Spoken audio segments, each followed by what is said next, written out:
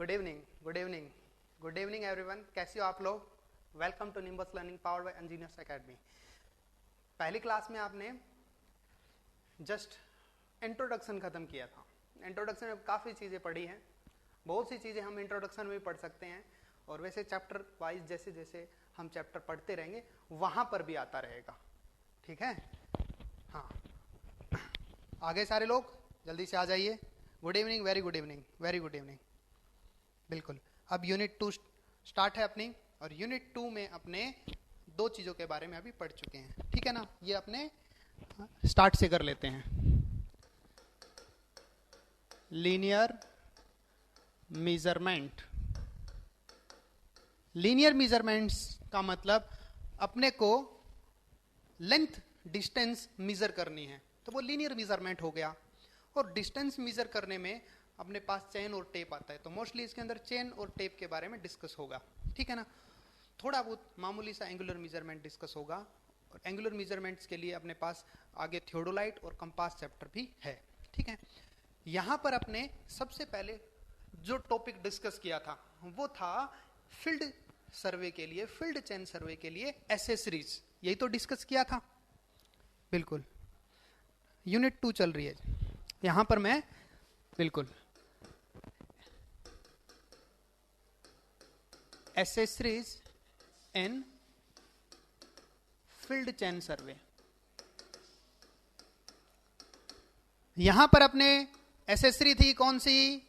पहला था plum Bob, दूसरा था कौन सा? वुडन पैग, तीसरा था एरो, चौथा था रेंजिंग रोड, पांचवा था रेंजिंग पोल, सिक्स नंबर था लाइन रेंजर, 7 नंबर था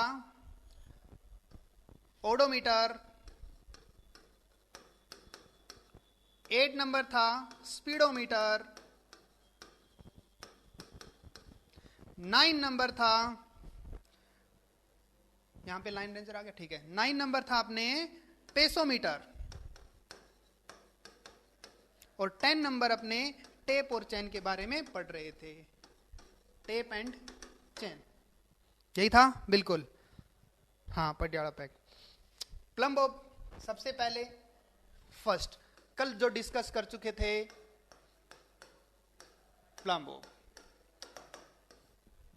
प्लम बॉब ग्रेविटी की डायरेक्शन शो करता है। कैसे काम करता है? ग्रेविटी के अकॉर्डिंग काम करता है। तो डायग्राम हमने बता दिया था इसका, छोटा सा डायग्राम दोबारा से शो कर देता हूं।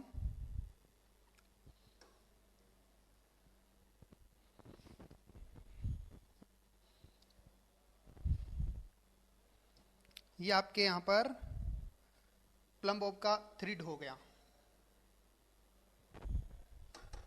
और यहां पर एक रेक्टेंगुलर पार्ट होता है। रेक्टेंगुलर पार्ट इसी के डायमीटर के बराबर होती है इसकी विड्थ। कहने का मतलब इसका जो यहां से लेकर यहां तक इसकी विड्थ है, वो इसका जो डायमीटर होगा कोन का, उसके बराबर होगा।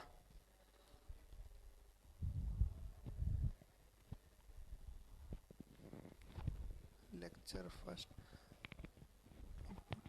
बुक लगा के देखो भाई, लगा के देखो, सब हो जाएगा।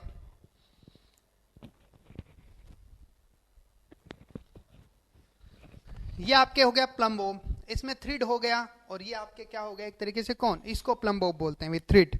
इसके पॉइंट को इसको बोलते हैं फील्ड पॉइंटर। पैसेंज के साथ पढ़ो अच्छी तरह से। क्या क्या काम है इसके? कई काम है इसके। फर्स्ट काम, जैसे कोई भी अपने मेसन है, वो दीवार बना रहा है, तो इस दीवार को चेक करने का जरिया है उसके पास ये होगा। इस दीवार को चेक करना है कि वर्टिकल है या नहीं है।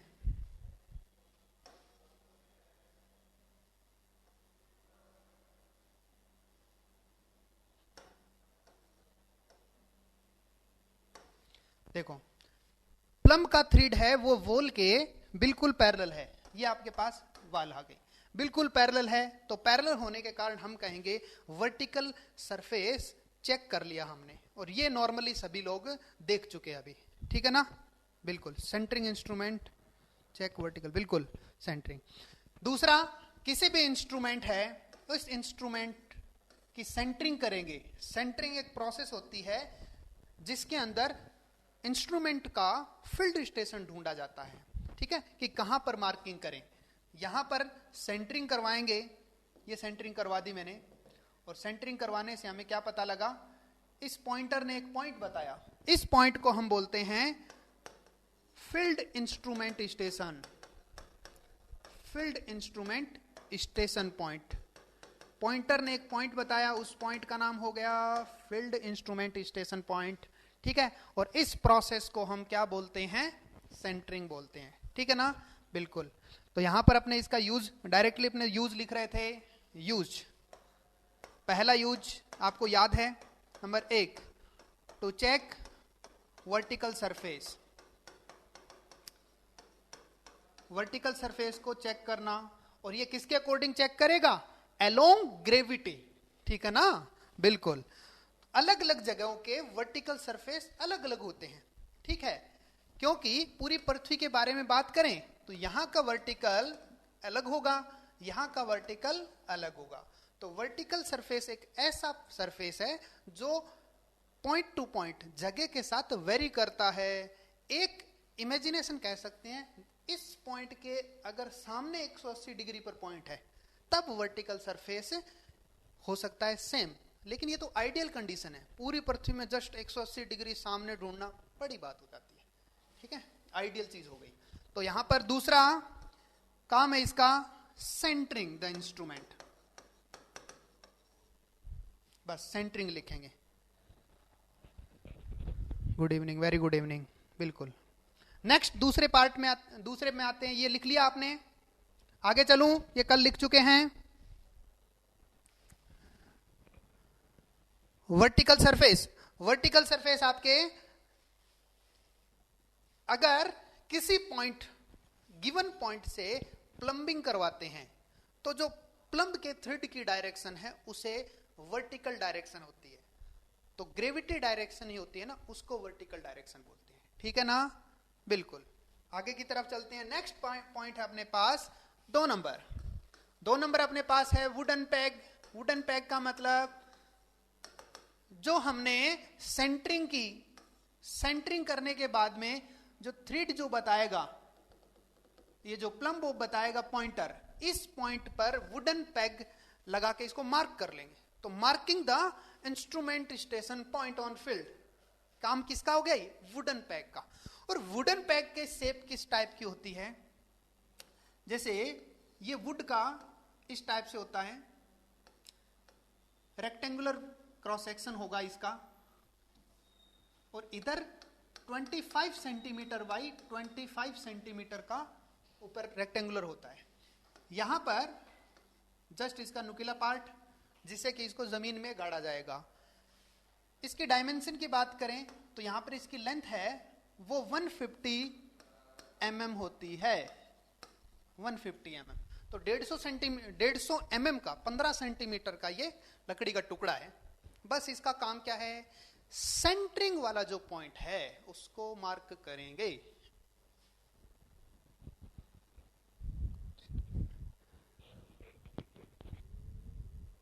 सरफराज भाई वो इसके लिए और क्या करें, ये देखो कैसे पकड़ रखा एक हाथ से, और कुछ करें, नहीं करना और कुछ, बहुत है इतना तो। हाँ यूज, इसका यूज है marking the field instrument station point, field instrument station point during centering. Centering के दौरान हमने इसको मार्क कर लिया।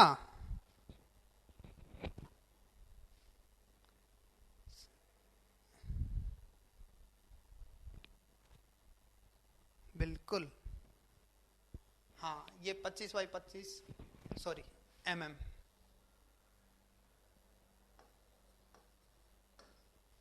है ये 2.5 सेंटीमीटर। लिख लिया सेंटेंस पूरा?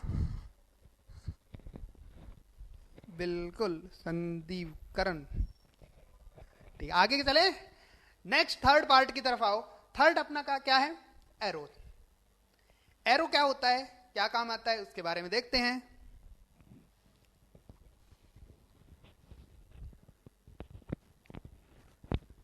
हाँ, कमेंट ले रहे हैं भैया आपके कमेंट। कई लोग रामायण भी लिख देते हैं। हाँ, वो फिर बुढ़ापे में पढ़ेंगे, अभी मैं स्क्रीनशॉट ले लूंगा। हाँ, नेक्स्ट थर्ड वाला है अपने पास क्या? एरो। एरो, एरो क्या होता है? एरो तीर होता है, ठीक है ना? बिल्कुल। एरो के लिए क्या होता है? 6 mm का 4 mm डायमीटर का सर्कुलर वायर होता है। ये एक वायर है 4 mm डायमीटर का, सर्कुलर 4 mm डायमीटर का, और ये मेटल होता है स्टील का, ठीक है ना? डायमीटर आ गया समझ में?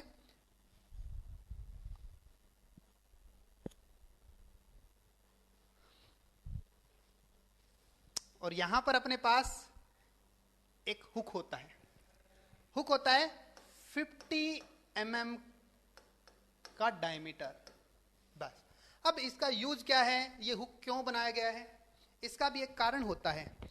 अगर अपने पास सीधे वायर हो जाए, ये सीधे वायर है, हुक नहीं है, ऊपर थोड़ा सा ये राउंड नहीं किया हुआ, तो इसको होल्ड करने में आसानी नहीं मिलेगी, ठीक है ना? होल्ड नहीं किया जाएगा, और ये हुक जो मिल गया तो इसको आराम से उंगलियों से होल्ड कर सकते हैं, ठीक है ना? गिरेंगे नहीं है। दूसरा, अगर ये हुक नहीं हो सकता, हुक नहीं होता, तो जैसे जमीन में गाड़ रखा है इसको, तो अगर मान लो कोई अंधा आदमी मेरे जैसा ठोकर खा के गिर गया, तो हो सकता है वहीं पे शहीद हो जाए, ठीक है ना? और लोगों को पता भी नहीं चले शहादत का, तो ऐसा भी हो सकता है। तो इसीलिए यहां पर ये राउंड किया जाता है। सही है? बिल्कुल। अब अपने यूज देखते हैं इसका। WTP प्रिंसिपल में जो मैंने कंट्रोल पॉइंट लगाए थे, ठीक है, शुरू वही चीज डिस्कस कर रहा हूं यहां पर। जैसे मैं चैनिंग कर रहा हूं, एक बंदा यहां पर, ये है, कौन है ये, जो भी है देख लेना। इसको हम बोलते हैं, ये 2 सर्वेयर होते हैं, एक होता है लीडर और एक होता है फॉलोवर। चैन सर्वे के दौरान एक बंदा आगे की तरफ यहां पर होगा,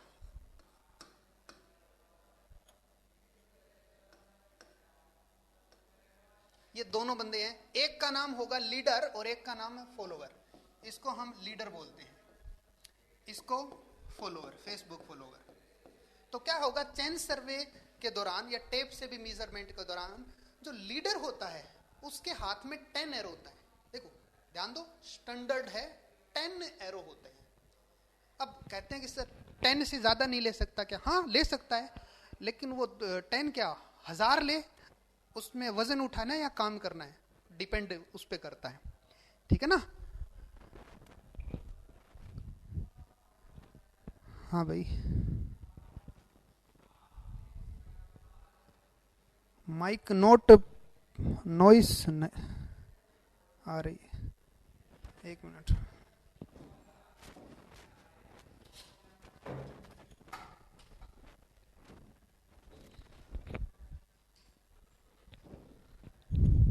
हाँ, ये यहां पर लीडर और फॉलोवर इंपॉर्टेंट है, ध्यान कर लेना, ठीक है ना? बिल्कुल।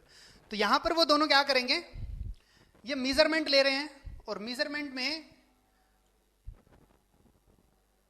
जैसे मैं कलर यूज कर रहा हूं व्हाइट कलर, यहां से लेकर यहां तक उन्होंने चैन मेजरमेंट किया है। सॉरी, जैसे जमीन है ग्राउंड लेवल, एक कलर लिया, इन्होंने क्या किया है कि इधर पॉइंट से लेकर इस पॉइंट तक इन्होंने मेजरमेंट किया है, तो एक चैन यहां पर मेजरमेंट कर लिया, ठीक है? अब क्या होगा, जो फर्स्ट पॉइंट होता है ना, वो पहले से गिवन होता है, ठीक है ना?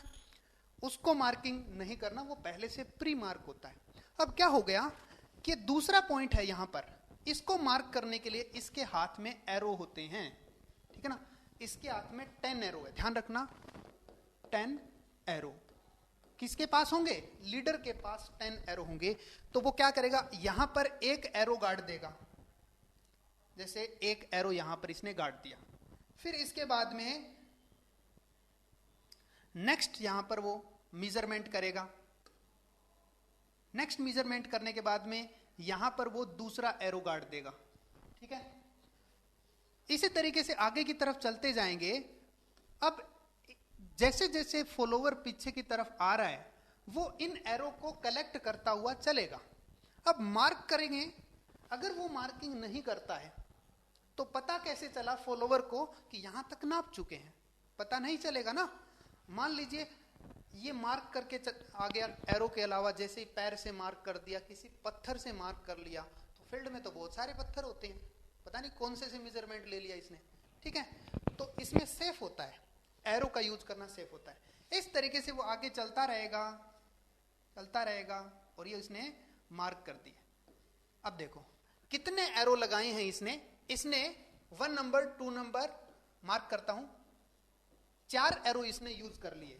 अगर 20 मीटर चैन से वो कर रहा है मेजरमेंट, तो 4 एरो का मतलब 80 मीटर उसने नाप लिया। बहुत आसान सी चीज है ना, बहुत आसान सी चीज है। तो एरो का यूज क्या है, मार्किंग द फील्ड पॉइंट, यही तो है, मार्किंग द फील्ड पॉइंट। तो ये टेम्परेरी मार्किंग का होता है, temporary marking the field point. जितने एरो यूज करेंगे, नंबर ऑफ यूज्ड एरो, वो क्या डिफाइन करेंगे, number of used arrow, measurement कितना हो चुका है वो डिफाइन कर देंगे। बिल्कुल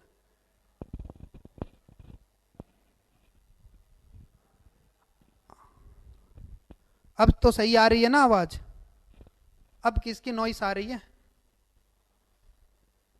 नॉइस आ रही है, अब क्लियर है। बिल्कुल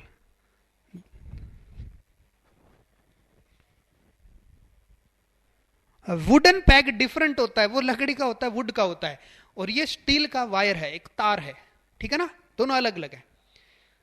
इंस्ट्रूमेंट जहां पे लगाएंगे वो वुडन पैग उसका स्टेशन पॉइंट मार्क करेगा, लेकिन स्टेशन पॉइंट के अलावा और भी तो सर्वे पॉइंट होते हैं ना, टेम्परेरी मार्किंग उनकी भी करनी होगी, तो ये काम आएगा। तो इसका यूज क्या है,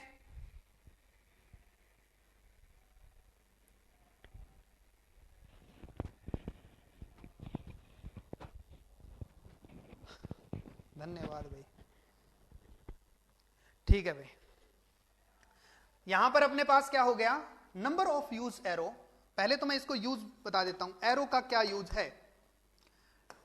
टेम्परेरी मार्किंग,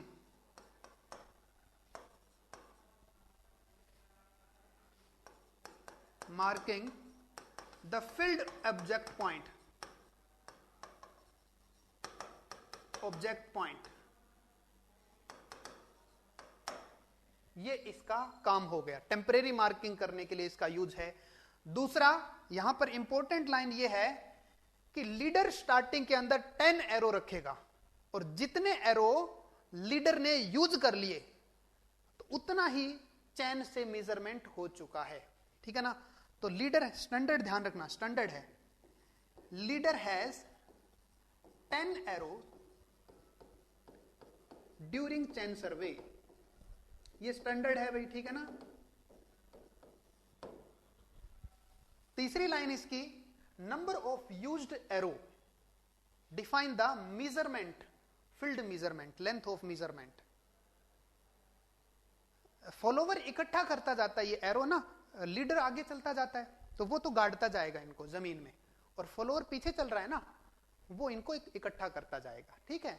लीडर के पास अगर एरो खत्म हो गए, अब बात आती है कि 10 ही क्यों है ना, क्योंकि लीडर है वो, अगर उससे पर्सनल मिस्टेक हो जाए, वो भूल जाए, अगर वो गिनती गिन रहा है, बहुत सारे अनलिमिटेड एरो ले रखे हैं, तो गड़बड़ हो सकती है। तो भूलने भालने का जो सिस्टम है ना, इसमें खत्म हो जाता है। 10 एरो खत्म हो गए, बिल्कुल, तो वो 10 एरो खत्म हो गए तो एक सेट लिख लेता है, फिर लीडर को वापिस से मिल जाते हैं 10 एरो, कलेक्ट करता हुआ ये आ रहा है ना, वो वापस से 10 एरो दे देगा इसको। फिर दोबारा से एक सेट खत्म हो गया तो कह दिया कि 2 सेट खत्म हो गए, मतलब 20 एरो 20 बार डिस्टेंस मेजर कर ली। सही है ना? हाँ। First line, temporary marking the field object point, first use आ गया इसका। फिर इनकी लाइन है, टेम्परेरी मार्क करेगा क्योंकि मार्क किया लीडर ने, फॉलोवर ने उठा लिया उसको। सही है ना? बिल्कुल, एक बार के लिए। हाँ क्वेश्चन क्लियर नहीं हुआ? Marking the field object point, field object point की मार्किंग करना है। पूरा ही तो लिखा है भाई, हमें डिस्टेंस देखनी है, बिल्कुल टोटल डिस्टेंस देखनी है।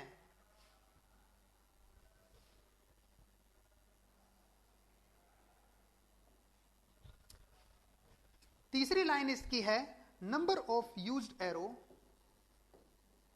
Used arrow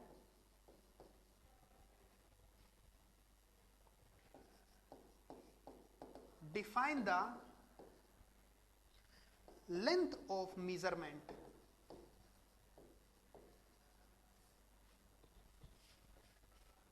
length of measurement in field survey। भाई पूरा प्रॉपर लिखा हुआ है। अब फॉलोवर से पता लगेगा क्या, लीडर से? लीडर के पास देखो, लीडर ने यूज कर लिए वो एरो सारे फॉलोवर के हो जाते हैं, तो आप फॉलोवर से भी बोल सकते हैं कि फॉलोवर के पास एरो कितने हैं। अब उसने जमीन से उठाए या नहीं उठाए वो डिपेंड नहीं है, उसने यूज कर लिए लीडर ने, तो वो फॉलोवर के नाम ही चढ़ गए वो। ठीक है ना? साइड ही है भाई। लो जी, अब मैं यहां पर एक क्वेश्चन पूछता हूं आपसे। क्वेश्चन पूछे क्या? अगर समझ में आ गया तो क्वेश्चन आ जाएगा।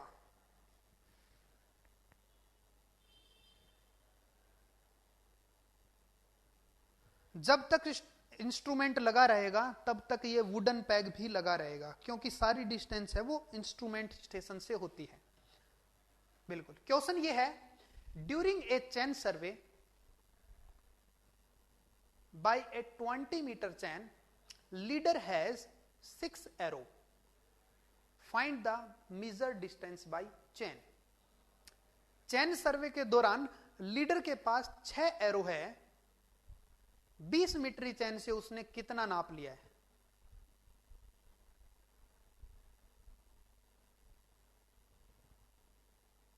आंसर तो कई बता दिया आपने।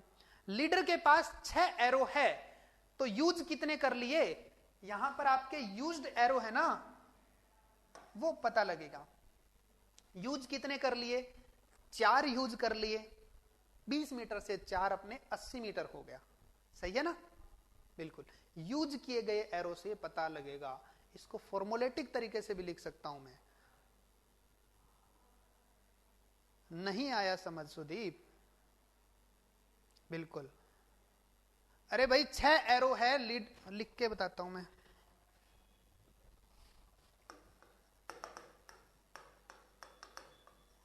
ड्यूरिंग ए चैन सर्वे, दूसरा क्वेश्चन,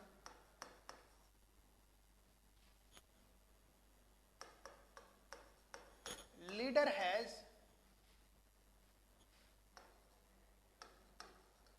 3 एरोज, मतलब लीडर के पास अभी बचे हैं।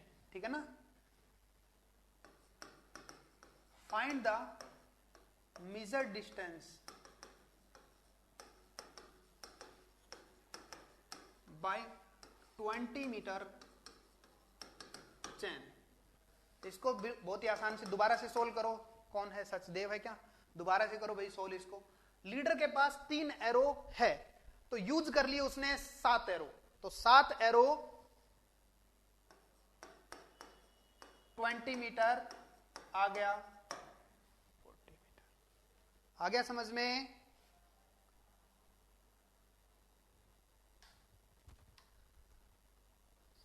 No voice. ओके भैया, अपनी क्लास में ही वॉइस की प्रॉब्लम आ रही है क्या? इस स्टूडियो में काफी क्लास लगती है, पहले और बाद में भी पूछा मैंने। हाँ, वॉइस ठीक है। एक दो बंदे तो पहली क्लास से ही वॉइस खेल रहे हैं। देखो भाई, बाकी का सही है तो आपको क्या है, कम ज्यादा के लिए आप देख लेना भाई। हाँ। हाँ, मेरे सिस्टम की वॉइस थोड़ी कम है। हाँ, वो मैक्सिमम यूज कर रखा हूँ, ठीक है ना, ज्यादा यूज करूंगा तो ये फट जाएगा। कल की क्लास कौन लेगा फिर? पिछले वाले क्वेश्चन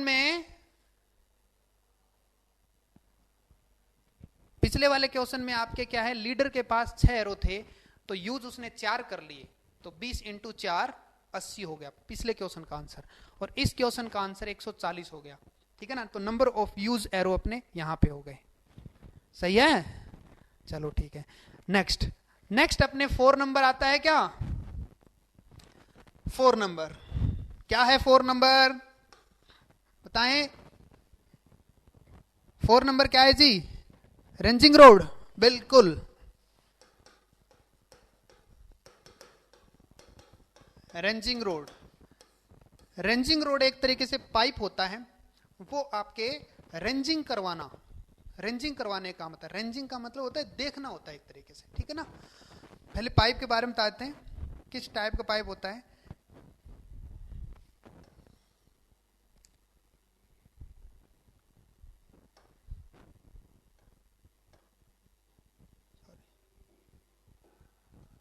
ये आपके 2 से 3 मीटर लेंथ का पाइप होता है। 2 मीटर से 3 मीटर लेंथ का एक पाइप होता है, इसकी लेंथ हो गई। इसके अंदर 2 कलर यूज किए जाते हैं, या तो व्हाइट के साथ ब्लैक या व्हाइट के साथ रेड, जो इसकी विजिबिलिटी बढ़ाने में मदद करते हैं, ठीक है। अब कलर यहां पे करना ही होता है ना, तो इसमें एक काम किया जाता है कि कलर करते वक्त 20-20 सेंटीमीटर की स्ट्रिप में कलर करते हैं। कई बार इससे मेजरमेंट लेना पड़ जाए तो यहां पे बड़ी बात नहीं है, मेजरमेंट ले सकते हैं। तो यहां से लेकर यहां तक आपके 20 सेंटीमीटर है। कई बार मान लो उसके पास टेप नहीं है, चेन नहीं है, और मेजरमेंट करना पड़ गया, तो वो फिर इतना वापिस से स्टेशन पे आएगा, फिर वापिस से जाएगा टेप लेके। तो इसका ऑप्शन यहां पर यूज करने का मिल गया, क्यों 20-20 सेंटीमीटर से उसने नाप लिया, ठीक है। बिल्कुल, ये भी हो गया, marking the station in straight line, ये भी हो गया।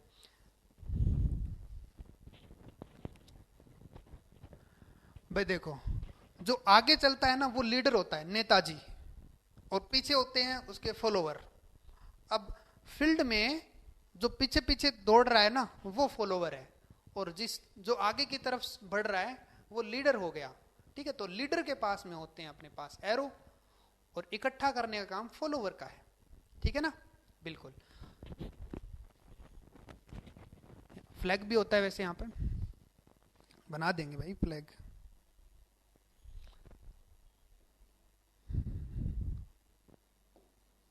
ये यहां पे फ्लैग बना दिया। तो सभी कलर फ्लैग वगैरह जितने भी है ना, इसकी विजिबिलिटी बढ़ाने का काम करते हैं, ठीक है ना। बिल्कुल। अब इसका यूज क्या है? इसका यूज है bisect the field object station, या फील्ड ऑब्जेक्ट को बाइसेक्ट करना। कहां से? इंस्ट्रूमेंट से। जैसे यहां पर एक कंपास लगा रखा है, एग्जाम्पल के तौर पर यहां पे एक कंपास लगा रखा है, जो भी कंपास हो सकता है, प्रिज्मेटिक कंपास या सर्वेयर कंपास, और उसको किसी पॉइंट को देखना है, पी पॉइंट को, तो पी पॉइंट पर रेंजिंग रोड लगाएंगे। रेंजिंग रोड लगा के इससे देखना आसान हो जाएगा। तो इस देखने को यहां पर इसने क्या कहा कि मैंने पी पॉइंट को बाइसेक्ट किया है। तो कोई भी ऑब्जेक्ट पॉइंट को बाइसेक्ट करने में हेल्प करेगा, देखने में हेल्प करेगा रेंजिंग रोड। अब बात आती है इसकी लेंथ जो होती है वो यहां पर क्या काम आती है। 2 कंडीशन बताता हूं।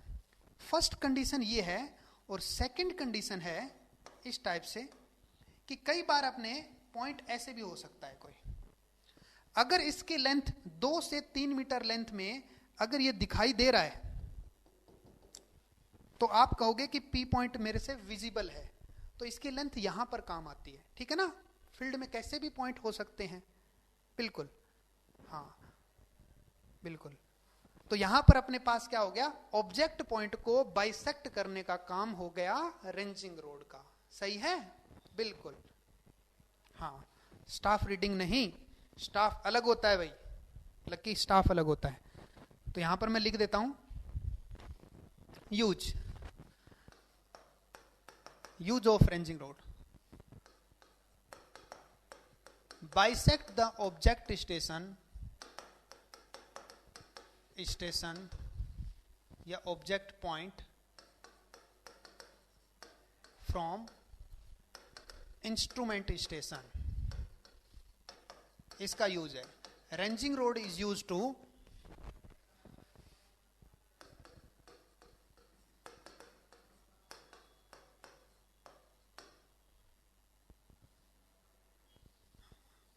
अरे ठीक है भाई, ज्यादा ठीक नहीं, काफी इतना।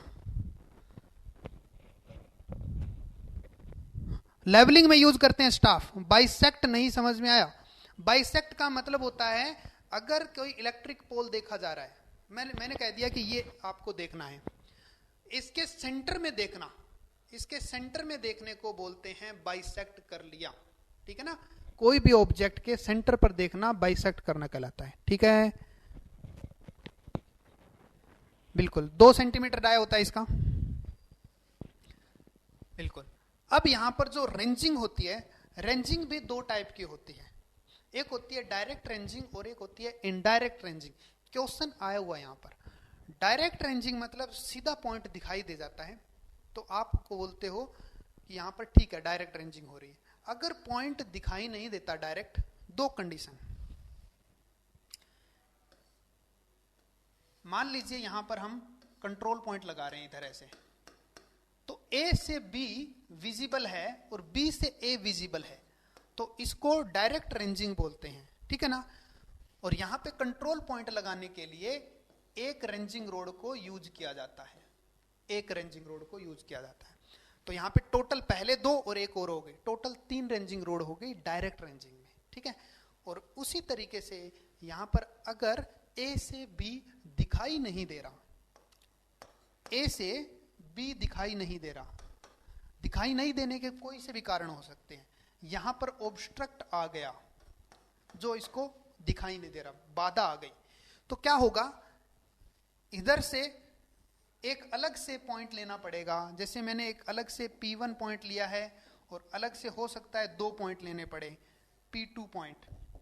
तो यहां पर अपने पास क्या हो सकता है, इस मेजरमेंट में अपना ट्राइंगल वाला रूल भी काम आएगा, मतलब ट्राइंगुलर के हिसाब से, और ये डिस्टेंस मेजर की जाएगी, इधर वाली डिस्टेंस या इधर वाली डिस्टेंस मेजर कर लेंगे, ये डिस्टेंस मेजर कर लेंगे और ये वाली डिस्टेंस भी मेजर कर लेंगे और P1 P2 की ऐड कर देंगे, जिससे कि ये मेजरमेंट कंप्लीट हो गया, सही है। क्वेश्चन में क्या आया हुआ है, क्वेश्चन में ये पूछा गया है कि डायरेक्ट रेंजिंग में कितनी रेंजिंग रोड चाहिए, तो आपको आंसर देना 3 चाहिए। आपसे पूछेंगे कि इनडायरेक्ट रेंजिंग में कितनी रेंजिंग रोड चाहिए, तो आपको आंसर देना 4 रेंजिंग रोड चाहिए। तो यहां पर बेसिक रेंजिंग बताया मैंने, ठीक है ना। आया हुआ क्वेश्चन है जी ये, ठीक है ना, सीरियस लेना इस क्वेश्चन को।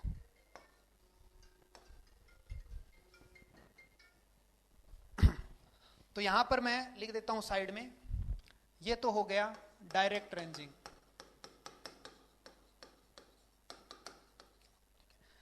और ये हो गया इनडायरेक्ट रेंजिंग। इसमें ए और बी दोनों इंटरविजिबल है, यहां पर ए और बी दोनों इंटरविजिबल नहीं है, ठीक है ना। कितनी रेंजिंग रोड लगेंगे, 3 रेंजिंग रोड, ये क्वेश्चन है। यहां पर रेंजिंग रोड चाहिए 4 रेंजिंग रोड, बस।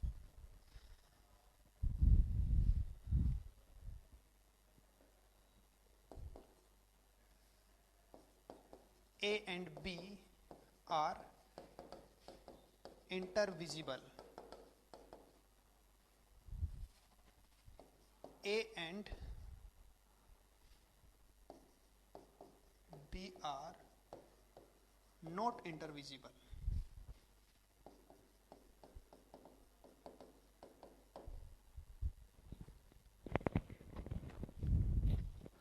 कोई बात नहीं, पौंड भी आ जाए तो भी कोई दिक्कत नहीं। पौंड आ जाए तो मेजरमेंट दिखाई तो पॉइंट देगा, लेकिन मेजरमेंट नहीं हो पाएगा ना, तब भी हम इसको इनडायरेक्ट वे में करेंगे। ठीक है ना, बिल्कुल। डायरेक्ट वाला रेंजिंग रोड के अंदर आपके पास कंट्रोल पॉइंट लगाने होते हैं ना, मैंने WTP प्रिंसिपल में तो बताया था, वही तो है डायरेक्ट रेंजिंग। ठीक है,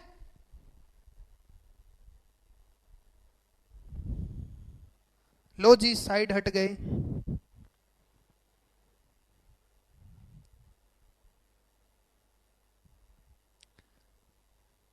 भाई रेंजिंग रोड 4 से काम चल जाता है, बाकी रेंजिंग रोड है वो दूसरे जगह पर हटा के लगाते रहते हैं। ठीक है ना, तो सर्वे के अंदर जितने भी इंस्ट्रूमेंट यूज करते हैं तो उतने ही ले जाएंगे जिससे कि अपना यहां पे काम चल जाए। अरे सुदीप, WTP प्रिंसिपल में डायरेक्ट बताया था ना आपको, पढ़ के नहीं आते क्या?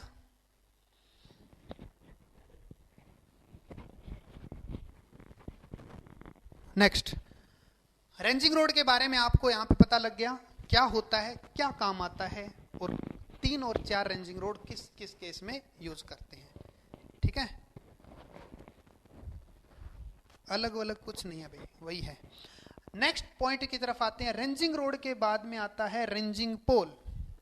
5 नंबर है क्या भाई? 5 नंबर।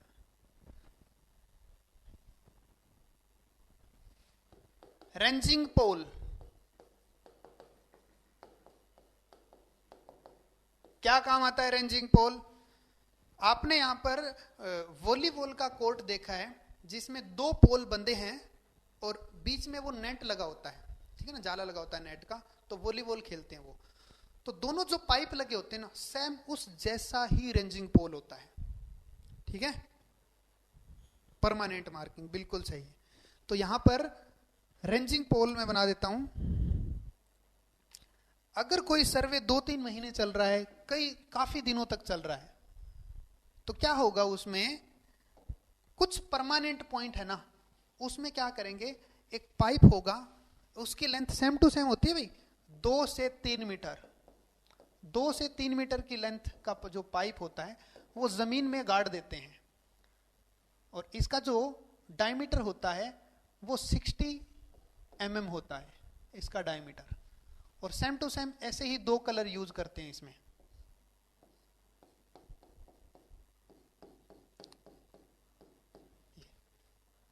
तो जमीन में गाड़ना मतलब, अगर रेंजिंग रोड है वो एक बार लगाएंगे तो रेंजिंग रोड को तो उखाड़ के ले जा सकता है कोई। ठीक है ना, टेम्परेरी तरीके से रेंजिंग रोड यूज कर लेते हैं, लेकिन ऐसे परमानेंट पॉइंट की बार बार जरूरत पड़े तो वहां पर हम बार बार रेंजिंग रोड न लगा के सर्वे में एक्यूरेसी के लिए इस पर पाइप परमानेंट गाड़ देते हैं। ठीक है ना, तो यहां पर क्या होगा, एक्यूरेसी भी बढ़ेगी और बार बार रेंजिंग रोड लगाएंगे तो इधर उधर भी हो सकता है। ठीक है ना, इसीलिए। बहुत आवाज आ रहा है, पहले कम आ रहा था क्या?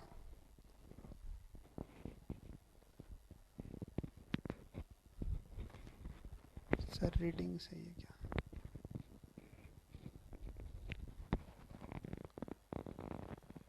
हाँ सही है भाई। नेक्स्ट, यहाँ पे 50 से 60 mm हो सकता है डायमीटर। यूज क्या है इसका? Marking the permanent station point, field marking the permanent object point.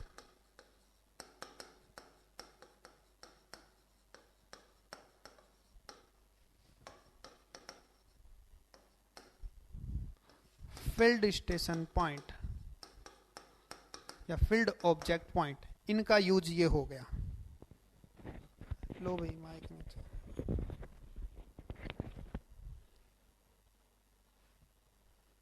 बहुत बढ़िया कर दिया। 6 नंबर अपने पास क्या है? 6 नंबर लाइन रेंजर है क्या?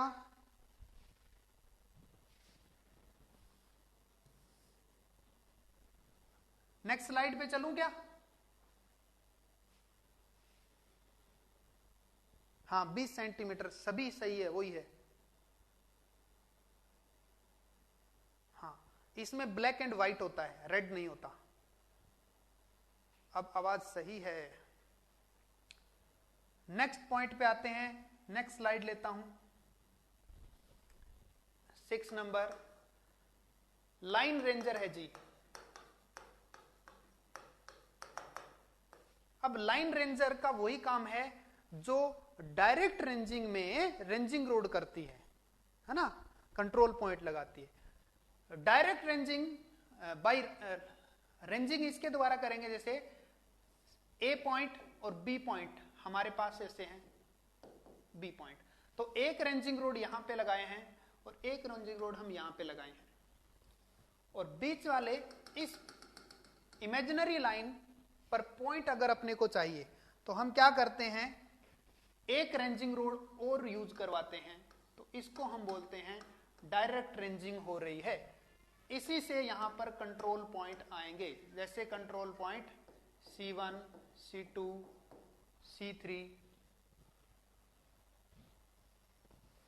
इस तरीके से यहां पर Cn तक पॉइंट आ जाएंगे, ठीक है ना, 4, C5, C6। तो ये रेंजिंग रोड से किया मैंने। अब यही काम रेंजिंग पोल से भी होता है, वो देखते हैं कैसे। एक सेकेंड बैक लो जी।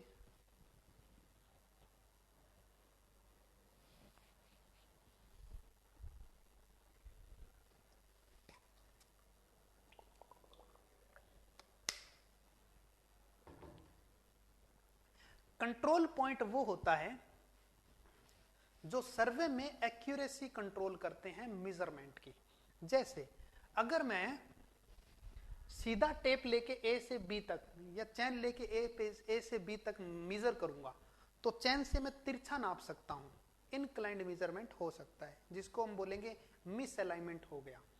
लेकिन अगर यहां पर कुछ पॉइंट मार्क कर रखे हैं कि इनके थ्रू होके गुजरो और फिर नाप के लाओ, तो ये कंट्रोल पॉइंट होंगे जो मेजरमेंट को गलत नहीं होने देंगे, ठीक है ना।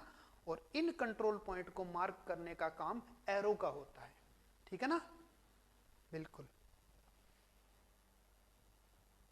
कंट्रोल पॉइंट के ऊपर कंट्रोल पॉइंट ढूंढा तो रेंजिंग रोड से जाएगा, यहां पर अगर देखें, और मार्क जो किया जाएगा ना वो एरो से किया जाएगा, ठीक है।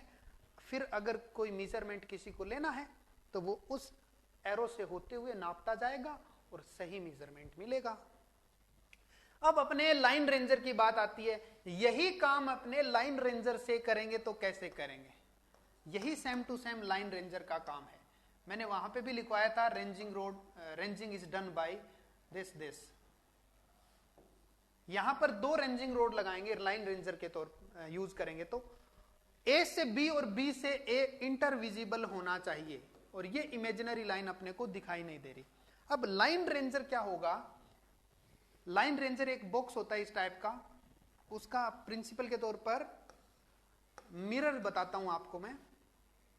उसके अंदर 2 इंडेक्स मिरर होते हैं, ये फर्स्ट मिरर और ये एक तरीके से second mirror. Index mirror 2 mirror और होते हैं, और इसको है ना पाइप के ऊपर लगाया जाता है, इस रोड के ऊपर लगाया जाता है इस टाइप से, ठीक है।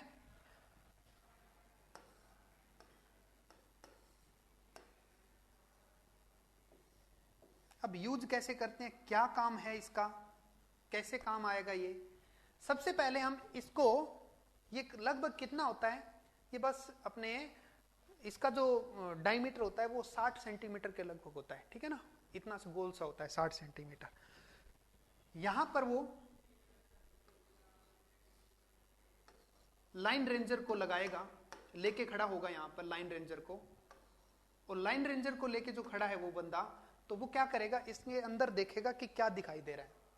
उसको दोनों रेंजिंग रोड दिखाई देगी, इसके अंदर दोनों रेंजिंग रोड दिखाई देगी, ठीक है ना। मान लीजिए वो यहां पे लगा सकता है, वो यहां पे लगा सकता है और यहां पे लगा सकता है। 3 कंडीशन हो सकती है, 1, 2 एंड 3। तो अगर वो 1 और 2 पॉइंट पर वो लगा रहा है इस लाइन रेंजर को, तो उसको मिरर में क्या दिखाई देगा? भूत नहीं दिखाई देगा भाई, उसको मिरर में ऐसे दिखाई देगा। एक रेंजिंग रोड इस टाइप से ए रेंजिंग रोड कह दूं और बी रेंजिंग रोड इस टाइप से दिखाई देगी। ठीक है,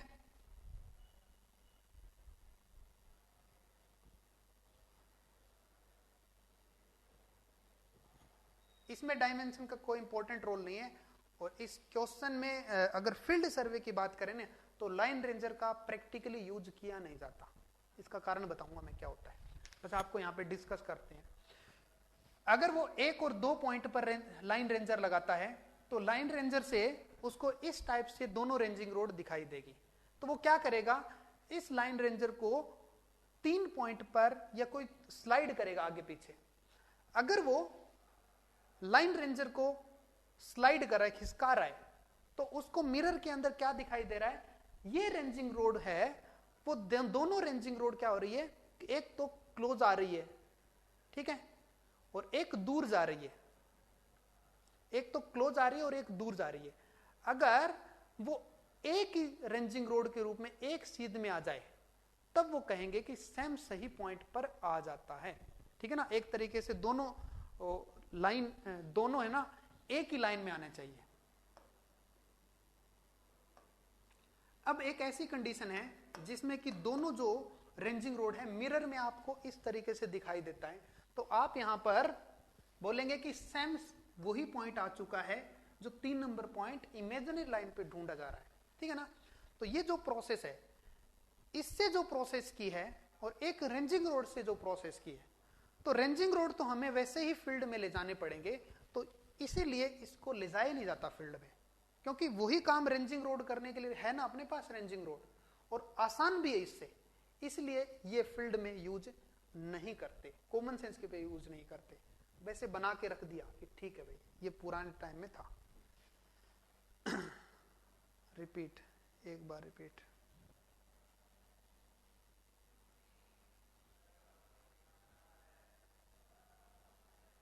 बिल्कुल, बहुत छोटा सा होता है। तो ये लाइन रेंजर का भी यूज है, मार्किंग द पॉइंट या रेंजिंग करने के लिए यूज करते हैं, इसका भी रेंजिंग करने के लिए यूज करते हैं। तो रेंजिंग एक ऐसी प्रोसेस है, रेंजिंग क्या होता है, रेंजिंग एक ऐसी प्रोसेस होता है जिसके अंदर 2 इंटरविजिबल पॉइंट के बीच में कोई फील्ड ऑब्जेक्ट पॉइंट स्टैब्लिश किया जाता है। रेंजिंग की डेफिनेशन मैं लिखवा चुका हूं, आपको लिखवा चुका हूं ना, बिल्कुल रेंजिंग रोड में लिखवा चुका हूं शायद, ठीक है ना। यहां पर रेंजिंग 2 तरीके से की जाती है, WTP वाले प्रिंसिपल में लिखवाया मैंने, एक तो बाय रेंजिंग रोड और एक बाय लाइन रेंजर। ठीक है ना, तो लाइन रेंजर किसके लिए यूज किया जाएगा,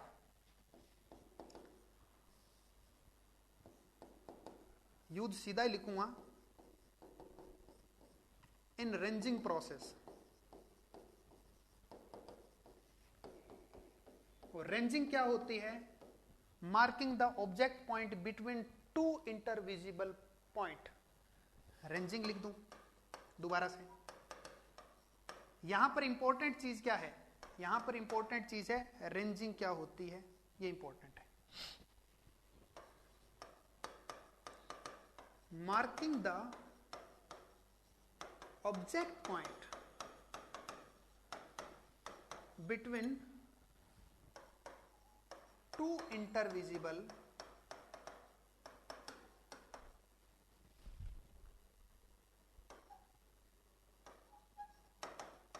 objects is called ranging process, known as ranging.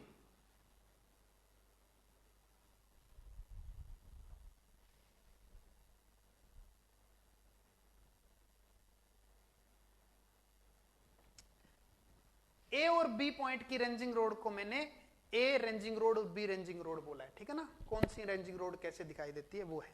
तो लाइन रेंजर का यूज यही है, रेंजिंग वाला, उसके अंदर आपके कोइंसाइड करता हुआ दिखाई देगा, ये दोनों कोइंसाइड करते हुए दिखाई देंगे तो सेम पॉइंट है। अगर मिरर में कोइंसाइड करता हुआ दिखाई नहीं देता तो आपका डिफरेंट पॉइंट है, यही इसके अंदर मेन प्रिंसिपल होता है, ठीक है ना। तो कोइंसाइड करना चाहिए। तो ये तो प्रोसेस था, ठीक है ना।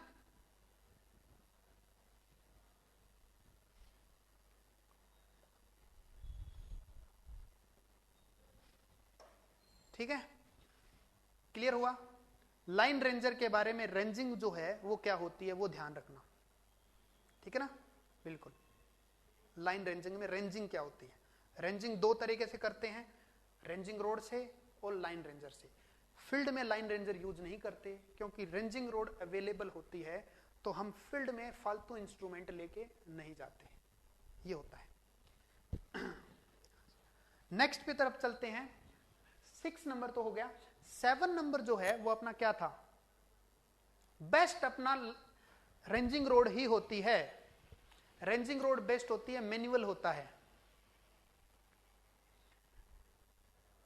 इसमें मिरर का एडजस्टमेंट नहीं होता, तो गड़बड़ हो सकता है, कुछ और भी बता सकता है। तो लाइन रेंजर रेंजिंग रोड कभी भी गलत नहीं हो सकता, ठीक है, ओके। ओडोमीटर,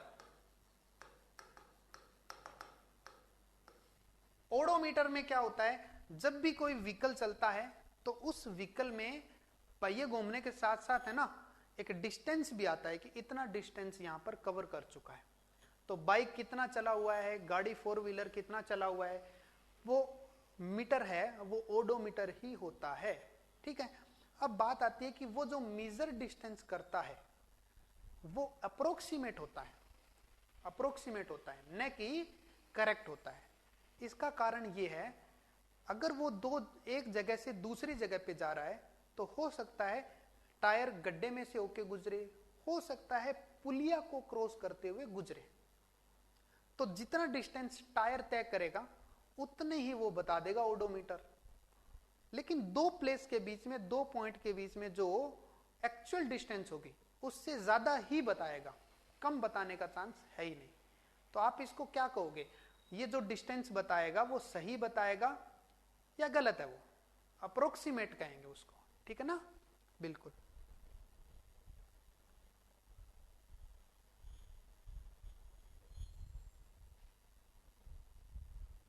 बिल्कुल बिल्कुल। तो ओडोमीटर आपके मेजरमेंट ऑफ, इसका यूज है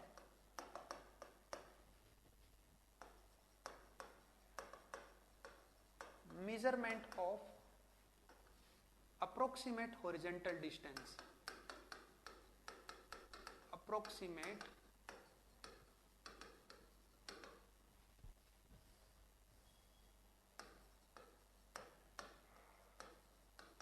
horizontal distance। अब ये व्हील के अकॉर्डिंग काम करेगा, ठीक है ना, सरकमफ्रेंस के अकॉर्डिंग काम करेगा, तो अप्रोक्सीमेट लिखना जरूरी है, ठीक है ना, अप्रोक्सीमेट। क्या यूज नहीं कराएंगे,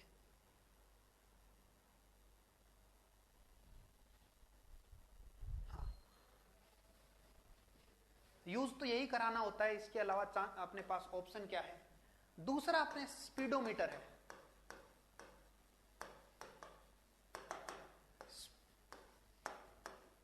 जैसा नाम है वैसा ही काम है, इसका नाम से तुक्का मार सकते हैं, current speed of vehicle.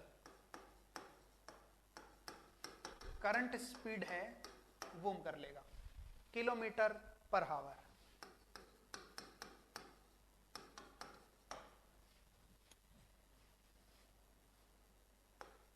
Nine number इसके अंदर है पेसोमीटर। पेसोमीटर में क्या काम करता है, जैसे कदम चाल होती है ना, पेसिंग, स्टेप काउंटिंग, तो वो एवरेज स्टेप को काउंट कर लेता है, मतलब टोटल स्टेप को काउंट कर लेता है और एक स्टेप की एवरेज लेंथ से मल्टीप्लाई करके बताता है, ठीक है ना। आजकल तो मोबाइल में भी होता है ये, हम कितने चल लिए, कितने कदम, कितने किलोमीटर चल लिए, आजकल मोबाइल के अंदर भी पेसोमीटर होता है, ठीक है। लेकिन ये भी एक गलत हो सकता है। इसका कारण ये है कि हर बंदे की कदम चाल, जो कदम की लंबाई है वो अलग अलग होती है, लेकिन ये तो एवरेज कदम की जो लंबाई है उससे मल्टीप्लाई करके बताता है। तो अलग अलग पर्सन के लिए ये अलग अलग वेरी करता है, ठीक है। पेसोमीटर को दो बंदे अगर लेके चले ना, तो दोनों की कदम चाल अलग अलग है, तो दोनों ने अगर 100 स्टेप लिए हैं तो पेसोमीटर तो दोनों को वही कहेगा कि इतने सेम डिस्टेंस पर चले हैं वो, ठीक है। हो सकता है एक लंबे कदम रख रहा है तो वो ज्यादा दूरी तय कर ले, लेकिन ये तो सेम ही बताएगा दोनों को। स्मार्ट वॉच में भी होता है। अरे करंट स्पीड टाइम के अकॉर्डिंग होती है ना, स्पीड आपने थोड़ा सा भी एक्सीलेटर कम कर दिया तो स्पीड कम हो गई, तो करंट स्पीड हो गया ना। बिल्कुल, current speed of vehicle, speed कह दो डायरेक्टली, करंट को हटा दो, ठीक है ना। पेसोमीटर आपके क्या हो गया, इसका यूज है same to same measurement of approximate horizontal distance,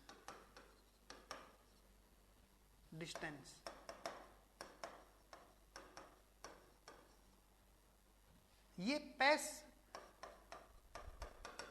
pacing करेगा, मतलब स्टेप काउंटिंग करेगा। पेसिंग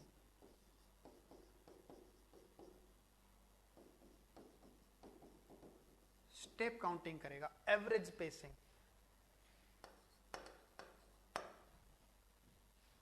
नॉर्मल सी बात है, ये तो सभी को आज के टाइम पे जो मोबाइल यूज करता है, जो स्मार्ट वॉच या मोबाइल ओनली मोबाइल यूज करता है, उसको भी पता है किस तरीके से होता है। अरे एक एक ही यूज है। या ऐसे लिखवा दूं, इसका ट्रक में भी यूज होता है, इसका बाइक में भी यूज होता है, ऐसे लिखवा दूं क्या? स्कूटी का अलग से लिखवाना पड़ेगा फिर तो। हाँ हाँ, दौड़ वोड़ होती है तो उसमें भी यूज होता है, आर्मी वाले जो दौड़ होती है उसमें भी यूज होता है, ठीक है ना। तो इसका मेन काम बता दिया मैंने। नेक्स्ट, अब आते हैं अपने चैप्टर वाले पॉइंट पर। ये छोटे छोटे पॉइंट है। अब 10 नंबर आता है टेप और चैन, जिसको नोट करना है छोटा सा नोट कर सकते हैं।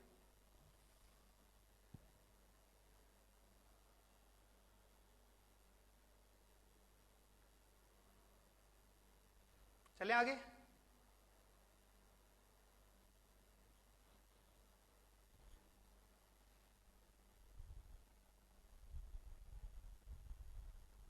बिल्कुल एक ही यूज का क्वेश्चन बनेगा।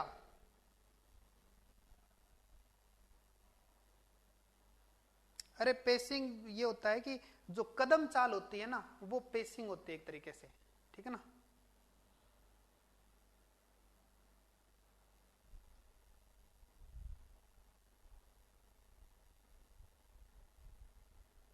अरे लाइन रेंजर मार्किंग के लिए होता है, डिस्टेंस तो चैन या टेप से ही पढ़ेंगे।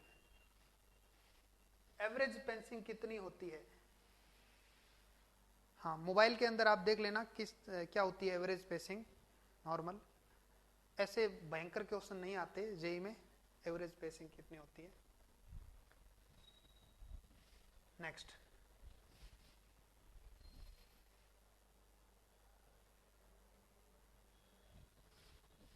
Ten number tape and chain. यहां पर आ जाइए, ये अपना मेन टॉपिक है एक तरीके से।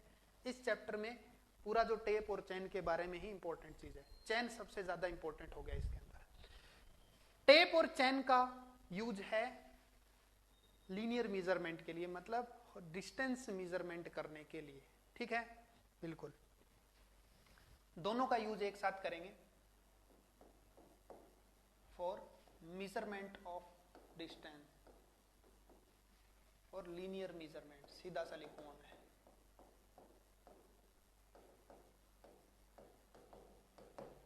अब लीनियर मेजरमेंट में चैन और टेप यूज करेंगे तो दो यहां पर आता है। अगर आपके पास ground level as a plane है, मान लीजिए फर्श पर डिस्टेंस नाप रहे हो, तो आप यहां पे टेप यूज करोगे, स्मूथ एरिया है। अगर यही फॉरेस्ट एरिया के अंदर सर्वे चल रहा है तो वहां पे टेप खराब होने के चांस होते हैं, तो वहां पर चैन यूज करते हैं, ठीक है ना। तो वॉइस फिर स्लो हो गई।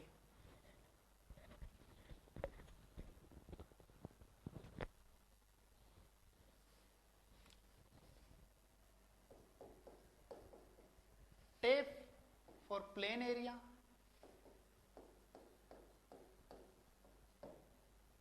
और चैन किसके लिए?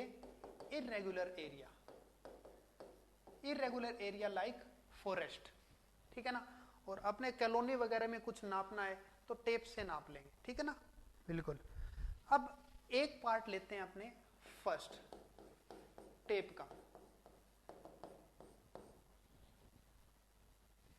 चैन और टेप में अगर बात करें, नॉर्मल सी बात मैं पूछ लूं कि कौन ज्यादा एक्यूरेट है, तो आप कहोगे सर टेप ही ज्यादा एक्यूरेट है, इसमें तो 1 mm से भी नाप सकते हैं आपने, ठीक है।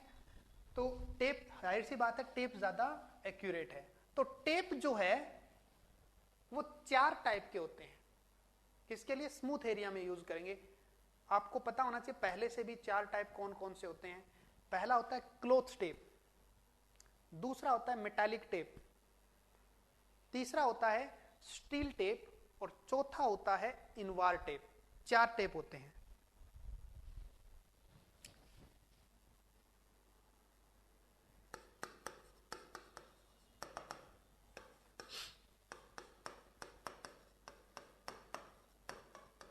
क्लॉथ टेप,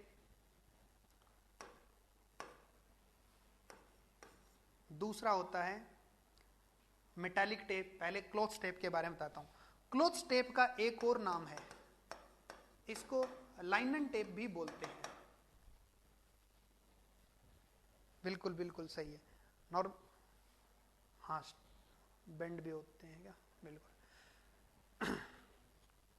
क्लॉथ, कपड़े का जो फीता होता है उसमें क्या होता है, 8 से 12 mm की एक क्लॉथ की स्ट्रिप काटी जाती है, पट्टी काटी जाती है, और उस पर स्केलिंग करके और वार्निश लगा दिया जाता है, ठीक है ना। इससे क्या हो जाएगा, वो थोड़ा सा वाटर प्रूफ, वाटर रेजिस्टेंस हो जाता है, ठीक। लेकिन बार बार यूज करने से वार्निश की परत भी हट जाती है, ब्रेक हो जाती है। तो यहां पर क्लॉथ टेप एक तरीके से ऐसे कह सकते हैं कि ज्यादा टाइम तक यूज करेंगे उसको तो ये खराब हो जाएगा, ठीक है। लाइनन, एक लाइनन क्या होता है, एक कपड़े का प्रकार होता है जिस पर देखने पर आपको लाइनें सी दिखती है, उसकी बनावट में कुछ ऐसी लाइनें सी दिखती है उभरी हुई, तो इसलिए उस कपड़े को यूज करने के कारण इसको लाइनन फीता बोला गया है ना, नाइलन टेप। लिनन का कपड़ा, लिनन नाम सुना होगा आपने, लिनन का कपड़ा वही वाला है। तो ये किससे बनता है? सबसे पहले ये जैसा नाम है वैसा मैं लिखूंगा नहीं, क्लॉथ है तो क्लॉथ से बनता है, ठीक है ना, बिल्कुल। दूसरा, इसके फायदे नुकसान की बात करते हैं तो ये अगर ज्यादा यूज करेंगे तो स्ट्रेच हो जाएगा, ज्यादा यूज करेंगे स्ट्रेच हो जाएगा। और कोई चीज अगर स्ट्रेच हो जाती है तो वो क्या मेजरमेंट सही देगा? ज्यादा खींचने पर स्ट्रेच हो जाएगा तो मेजरमेंट ज्यादा एक्यूरेट नहीं देगा, लेस एक्यूरेट वैल्यू देगा।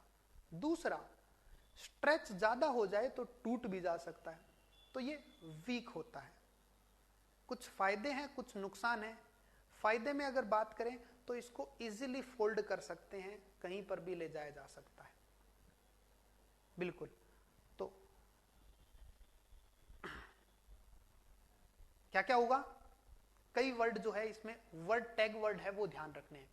फ्लेक्सिबल है, बिल्कुल, ठीक है, ये फायदा है फ्लेक्सिबल। स्ट्रेचेबल है, फायदा नहीं, नुकसान है। तीसरा, ये वीक है एक तरीके से, ठीक है ना, एज कंपैरिजन वीक है, नुकसान है। और लास्ट है इसका, लेस एक्यूरेट है, ठीक है। और पांचवा जब इसका ये कहेंगे कि ये अफेक्टेड फ्रॉम मॉइस्चर, नमी से ये क्या, नमी पकड़ लेगा तो भी खराब हो जाएगा, सरंक वरंक हो जाता है ना सूखने के बाद में, तो ये हाँ मॉइस्चर से भी होगा इफेक्ट, तो ये हो जाएगा अफेक्टेड फ्रॉम मॉइस्चर। तो इसके बारे में अपने लिखना स्टार्ट करेंगे। पहला तो फ्लेक्सिबल है, वर्ड लिखूंगा मैं केवल। नेक्स्ट, स्ट्रेचेबल है।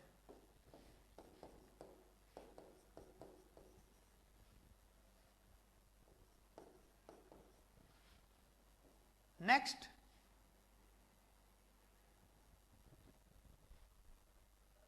Affected from moisture.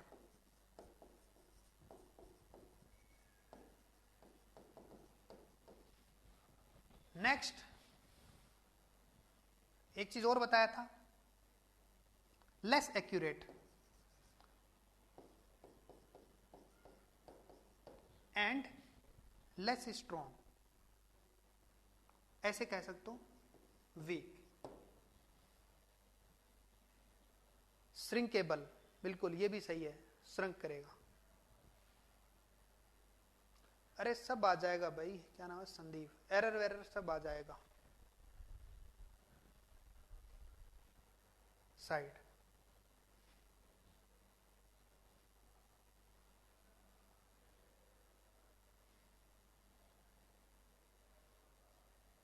तो इसके बारे में एक खासियत ध्यान रखनी है। लास्ट वर्ड क्या लिखा, ये आपके एक तरीके से लिख दिया वीक, लेस स्ट्रॉन्ग भी लिख सकते हैं इसको, जो भी है।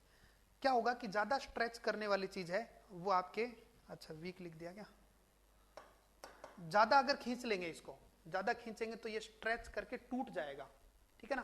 तो दो नुकसान हो गए इसके, स्ट्रेच कर गया तो मेजरमेंट गलत हो गया, और ज्यादा स्ट्रेच कर गया तो टूट गया। सही है ना, आ गया समझ में, बिल्कुल क्लियर है क्या। वर्ड लिखना है तो लिख लेना।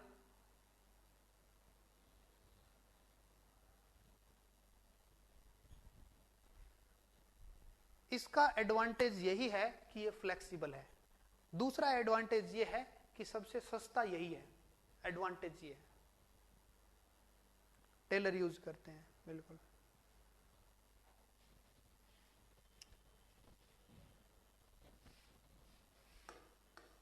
मेटेलिक फीता, दूसरा मेटेलिक टाइप का टेप होता है, उसके अंदर इसमें इसकी स्ट्रेच जो है वो कम करना है। स्ट्रेच कम करने के लिए क्या करते हैं, इसकी बनावट में कुछ मेटल के वायर डाल दिए जाते हैं। मेटल के वायर डालने से स्ट्रेचिंग इसकी कम हो जाएगी। अब स्ट्रेच कम हो गया तो इसका मतलब एक्यूरेसी भी बढ़ गई, ठीक है ना, और ये इस फीते से ज्यादा स्ट्रॉन्ग हो गया, ठीक है ना। हाँ, more stronger than cloth tape. Flexible अब भी है, फ्लेक्सिबल अब भी है, लेकिन स्ट्रेचेबल, लेस स्ट्रेचेबल बोलेंगे, ठीक है ना। और स्ट्रॉन्ग पहले से ज्यादा हो गया, और पहले से ज्यादा एक्यूरेट हो गया, इसको ये बोलेंगे, ठीक है। अब बात करेंगे वायर जो है वो कौन से डाले जाते हैं। इसके अंदर ब्रोंज टाइप का वायर डाला जाता है, ठीक है ना, ब्रोंज मेटल। लेकिन इसके अलावा अगर यहां पर यूज किया जाए तो कॉपर भी यूज किया जा सकता है, ठीक है ना। लेकिन एग्जाम के हिसाब से अगर देखेंगे तो आपको ब्रोंज डालना है, 2 नंबर पे कॉपर रहेगा, ठीक है ना। फ्लेक्सिबल एडवांटेज है क्योंकि इसको कैसे भी फोल्ड करके रखा जा सकता है, तो एडवांटेज हो गया भाई।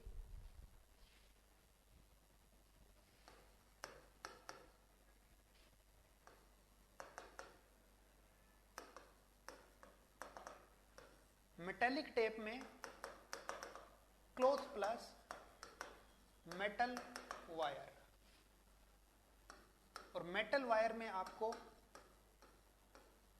ब्रोंज वायर होता है। एक कॉपर लिख सकते हो लेकिन आप ब्रोंज लिख लो, ठीक है। इसके बारे में और मोर stronger, more accurate and stronger then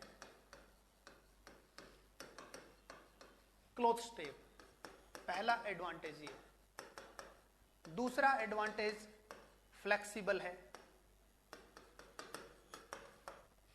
तीसरा एडवांटेज लेस स्ट्रेच करेगा।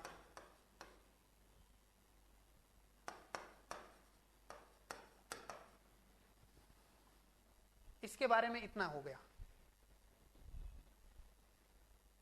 अफेक्टेड फ्रॉम मॉइस्चर, हाँ ये भी दोनों में रहेगा, अफेक्टेड फ्रॉम मॉइस्चर भी रहेगा।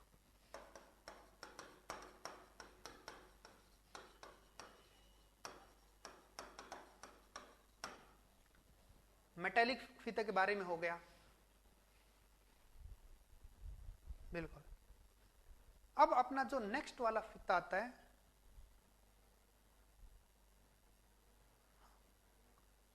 बिल्कुल।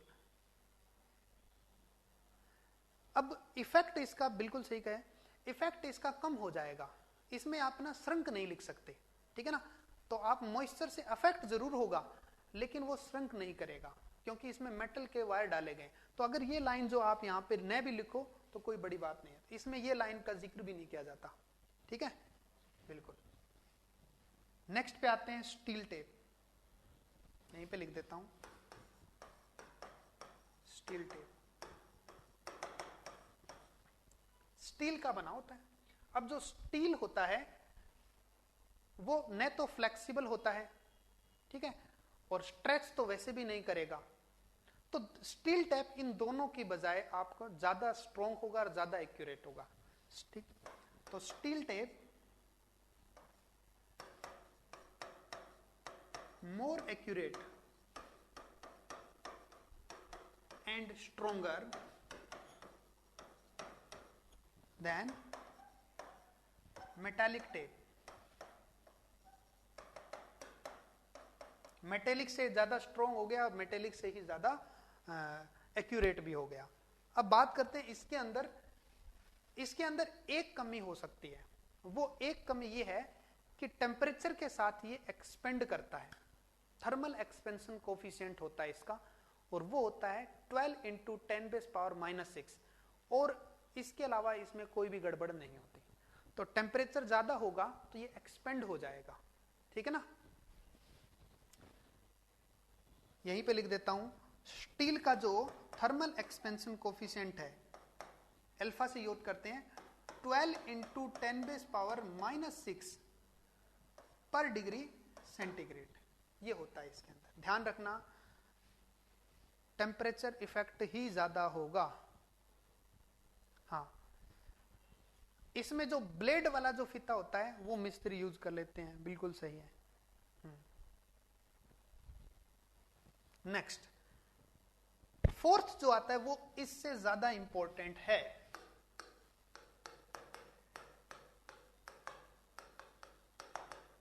इसको स्टार लगा देना, क्वेश्चन इसका बनता है, स्टार लगा लेना। मॉइस्चर के लिए क्या दिक्कत है इसमें? मेटेलिक टेप में मॉइस्चर से श्रंक नहीं करता।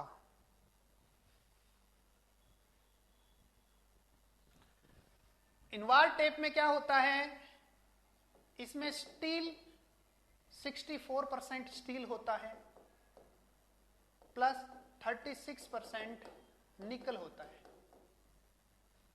इससे एलोय बनता है और वो जो एलोय होगा उसका थर्मल एक्सपेंशन कोफिशिएंट है वो स्टील की बजाय 10 गुना कम होता है। थर्मल कैप इनवार का जो थर्मल एक्सपेंशन कोफिशिएंट है वो 1/10 टाइम्स ऑफ स्टील होता है, ठीक है। कहने का मतलब स्टील जितना एक्सपेंड होगा 1 डिग्री में वो लगभग क्या होता है 1 mm का 100वां हिस्सा है वो एक्सपेंड कर जाता है 1 डिग्री बढ़ने पर, ठीक है। लेकिन यहां पर अगर देखें तो 1 mm का 1000वां हिस्सा है वो एक्सपेंड होगा तो अपने को दिखाई भी नहीं देगा, ठीक है, बिल्कुल। स्टील में तो सीधा सा यही है कि ज्यादा स्ट्रॉन्ग है और ज्यादा एक्यूरेट है, और थर्मल एक्सपेंशन कोफिशिएंट जो स्टील का है ना वो आपको लिखवाया था, बस इतना सा ही है।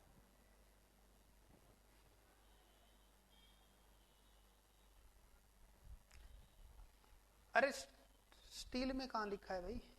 अच्छा, अगर वहां पे लिखा है कोई दिक्कत नहीं है, हटा भी सकते हैं, हटा देना वो लाइन, क्योंकि इसमें अफेक्टेड मॉइस्चर का अफेक्ट होता है लेकिन काफी कम होता है जिसको हम नेग्लिजिबल मानते हैं। श्रंक नहीं करने देंगे इसके मेटल के वायर, स्ट्रेच नहीं करने देंगे तो श्रंक कैसे करने देंगे?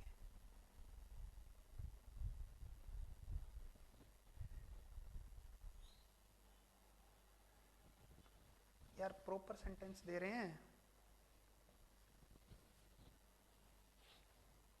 दिख गया आपको? एलोय ऑफ 64% स्टील एंड 36% निकल, ठीक है। अब मैं कहूंगा the most accurate tape Invar is the most accurate tape. इसका मतलब सभी टेप में सबसे ज्यादा ही है, ठीक है। इसका कारण है थर्मल एक्सपेंशन कम होना।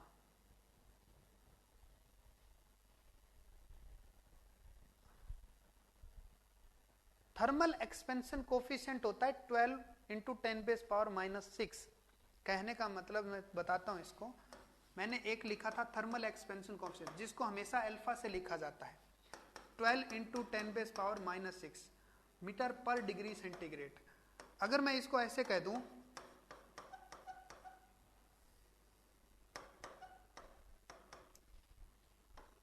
One two three four five 6, 1 degree अगर हम इंक्रीज होता है ना तो इतना चेंज हो जाता है। इसको मैं एमएम में कर दूं, एमएम में करने पर क्या हो जाएगा, 0.012 mm। अगर 1 डिग्री अगर चेंज कर देंगे ना तो इतना यहां पे चेंज होगा। इसको अप्रोक्सीमेटली मैं ऐसे कह दूं 0.01 mm,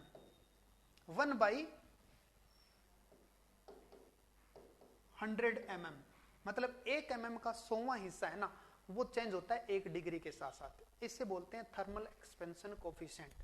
ठीक है ना, बिल्कुल। विड्थ वेरी, बिल्कुल विड्थ वगैरह 8 से 12 mm की होती है विड्थ इसकी। लेकिन विड्थ का कोई मतलब नहीं रहता, क्योंकि हमें लेंथ नापनी होती है।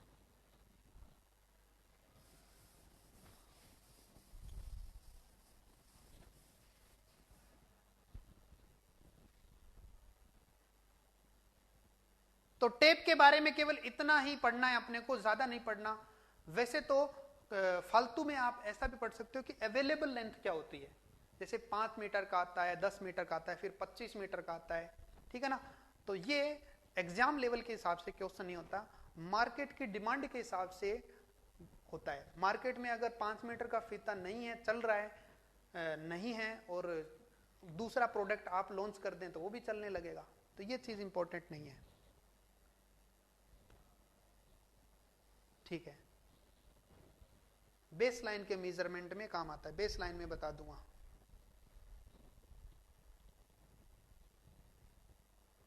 बढ़िया क्या काट दिया। ठीक है, नेक्स्ट।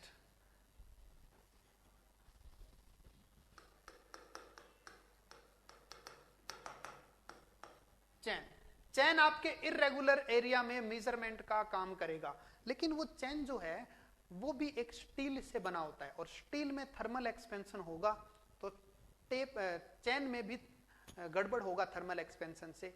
लेकिन यहां पर अगर अपने इनवार फीता यूज करें, इनवार टेप यूज करें, तो टेप है ना वो खराब हो जाते हैं इर्रेगुलर एरिया में। इसीलिए इर्रेगुलर फॉरेस्ट टाइप का जो एरिया है वहां पे चैन यूज करने के अलावा अपने पास दूसरा ऑप्शन होता नहीं। ठीक है ना, एक्यूरेसी इससे काफी ज्यादा, इतना काफी ज्यादा एक्यूरेसी होती है चैन की वैसे देखा जाए तो फॉरेस्ट के लिए। ठीक है ना, और प्लेन एरिया में चैन काम नहीं लेते। चैन कैसे बनता है, चैन बनाने के लिए क्या होता है, इसमें एक कोड होता है।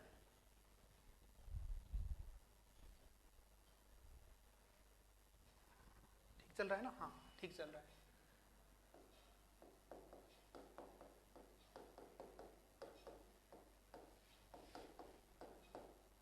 ये कोड होता है जिसको मैट्रिक चैन बोलते हैं। तो चैन, मैट्रिक चैन इस कोड के अकॉर्डिंग होता है। मैट्रिक चैन में लिखवा दूंगा 1492। चैन के टाइप पहले बता देता हूं।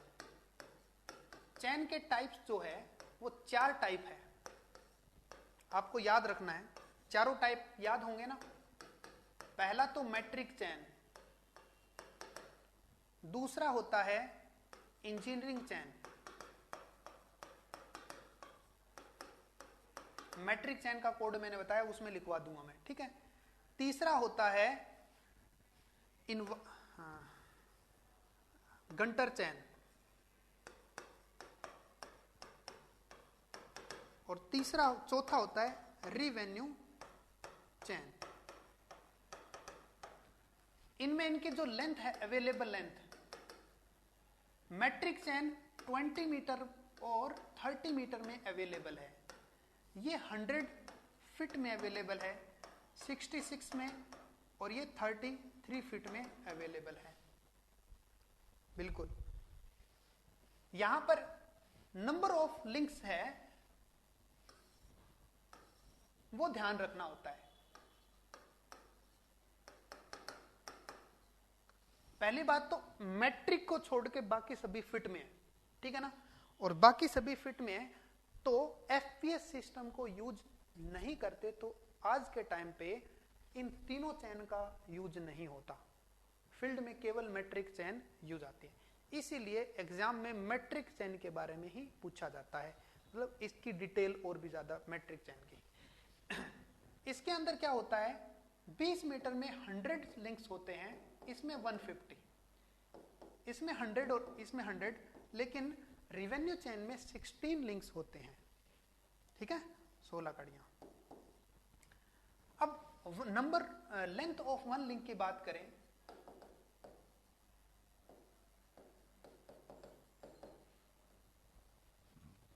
तो यहां पर 20-20 सेंटीमीटर के, जैसे 100 कड़ियां हैं वो 20 मीटर मतलब 2000 मीटर बनाएगी, तो यहां पर एक कड़ी जो है वो 20 सेंटीमीटर की होगी, यहां पर एक कड़ी 1 फीट की होगी, यहां पर 0.66 फीट की होगी एक कड़ी, और यहां पर number of one link length होगी 2:1/16 फीट। ये एक तरीके से 12 क्वेश्चन है, वो सीधे से क्वेश्चन है, 12 क्वेश्चन सभी को याद रहने ही चाहिए ये, ठीक है ना, नॉर्मल सी बात है। हट जाता हूं मैं, इसके अलावा और भी चीजें बताता हूं इसमें।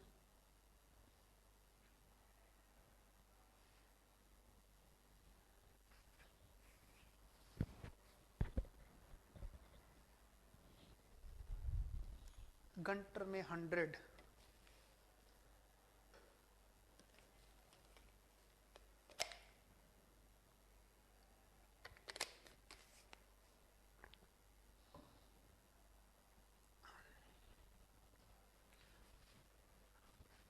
याद होगा सभी के ये। अब अपने कोड पे आ जाते हैं, आईएस कोड 1492। इसमें तो ये 12 क्वेश्चन इंपॉर्टेंट है, 4 4 4, ठीक है ना, 12 क्वेश्चन इंपॉर्टेंट है, सभी स्टार है, ये पूरा स्टार हो गया एक तरीके से। नेक्स्ट हेडिंग लिखेंगे कि जो चैन का स्ट्रक्चर होता है वो किस टाइप का होता है, ठीक है ना, एज पर इंडियन स्टैंडर्ड 1492-9070 उसके अकॉर्डिंग देखते हैं। और इसके अलावा यहां पर चैन का टॉलरेंस है वो क्या होता है, ठीक है, चैन में एरर वगैरह जो है वो क्या होती है। पहले हम स्ट्रक्चर देख लेते हैं चैन का किस टाइप का होता है।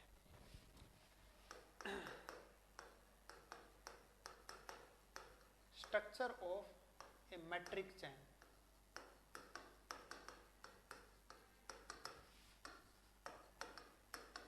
एज पर इंडियन स्टैंडर्ड 1492-9070 इस कोड के अकॉर्डिंग।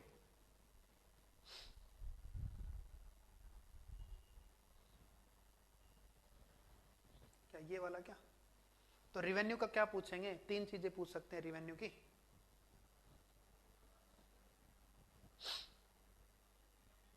कहां पर हो गया, 20 और 30, कहां पर है 20 और 30, ये है ना 20 मीटर और 30 मीटर, 100 और 150। इसमें 20-30 नहीं होगा भाई, इसमें तो 20 सेंटीमीटर की 100 कड़ियां ने 20 बना दिया और 150 कड़ियां वो 30 मीटर बना लेगी। आगे चलें क्या?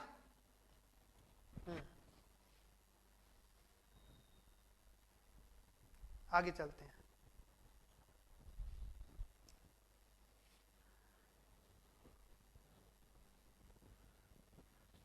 अब इसके अंदर अपने यहां पर कुछ कड़ियां हैं, उसके अकॉर्डिंग हमने देखते हैं।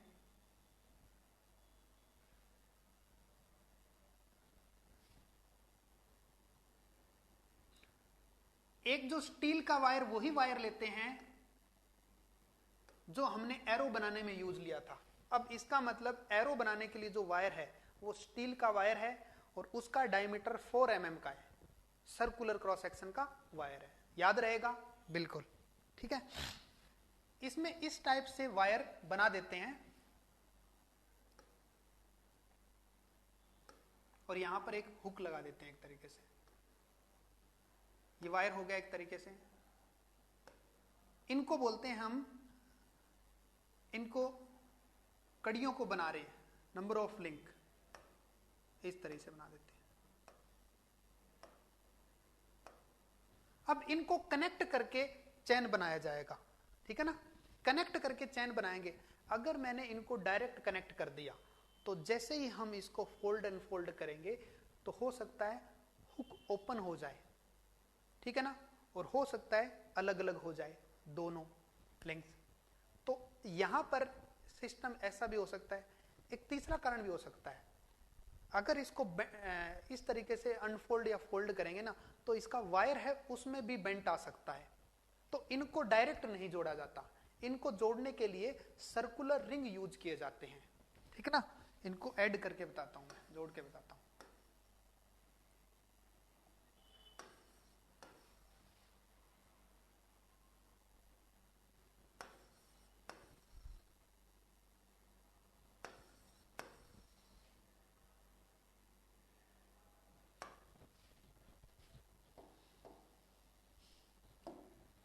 इनको सर्कुलर रिंग से जोड़ा जाता है।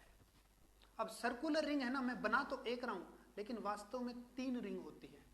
इसको अलग से बना देता हूं, जैसे इसको अलग से बनाता हूं। तो ये तो आपके हो गया हुक, इधर अंदर की तरफ 3 सर्कुलर रिंग होती है और फिर दूसरा हो गया हुक। आ गया ना समझ में। तो ये सर्कुलर रिंग कितनी है, 3 सर्कुलर रिंग है, ये ध्यान रखना, ठीक है ना। यहां पर ऐसे बनाएंगे तो अजीब सा डायग्राम बनेगा, इसलिए अलग से बता रहे हैं, ठीक है।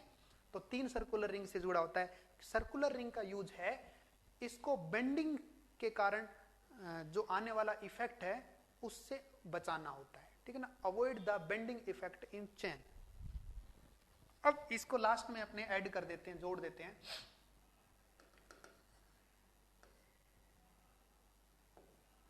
लास्ट में यहां पर एक हुक लगा होता है।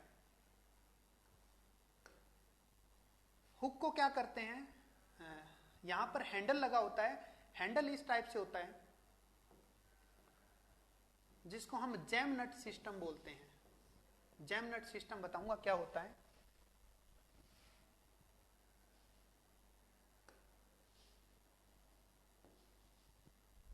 इस तरीके से यहां पर भी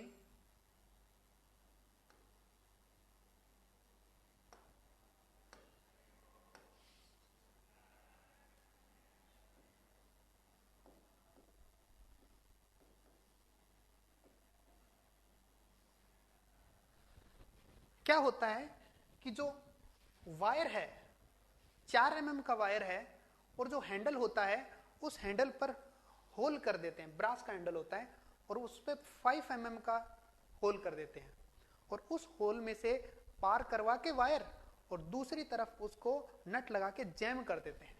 यहां पर जैम कर दिया जाता है।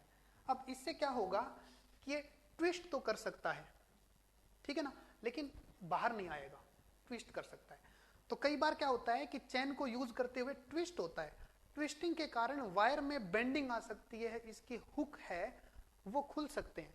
इसलिए यहां पर अगर जैम नट सिस्टम लगा देते हैं तो इससे ट्विस्टिंग के कारण चैन में इफेक्ट है ना वो नहीं आएगा, ठीक है, बिल्कुल। हाँ, क्या बोलते हैं, स्वेट जॉइंट, इसको जैम नट सिस्टम बोलते हैं। 3 यूज कर सकते हैं। 3 यूज करने से इसमें प्रॉपर बेंडिंग अवॉइड हो जाएगी, एक से बेंडिंग अवॉइड नहीं होगी, तीनों का यहां पर रोटेशन ऐड हो जाएगा, ठीक है। लेंथ सब बताएंगे, लेंथ वेंथ कितनी होती है। तो ये तो हो गया जैम नट सिस्टम।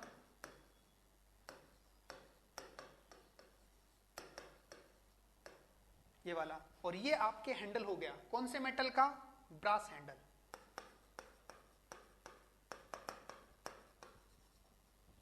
ये वाला ब्रास हैंडल हो गया, ये जैम नट सिस्टम हो गया, और ये आपके सर्कुलर रिंग हो गई। तो सर्कुलर रिंग, अब अपने यहां पर एक ग्रूव लगा होता है, एक ग्रूव खांचा सा होता है, बताता हूं किस टाइप का खांचा सा।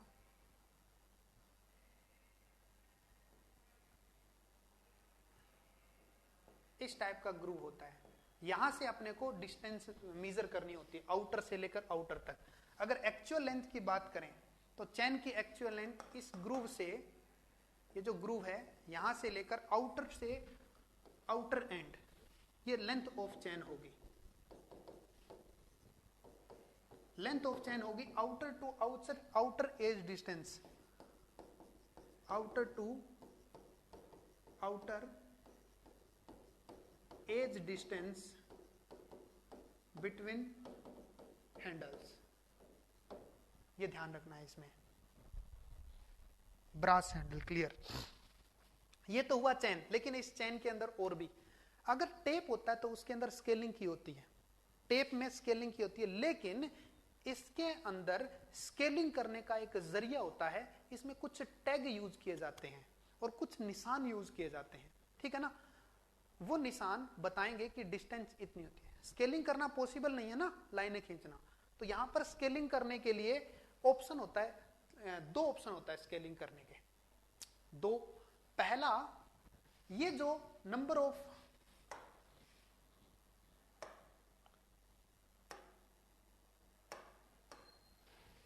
ये जो दो कड़ियां हैं, इनके सेंटर टू सेंटर, दो जो सर्कुलर रिंग है ना, इनके बीच की डिस्टेंस है वो 20 सेंटीमीटर होती है। मैट्रिक चैन है, ध्यान रखना।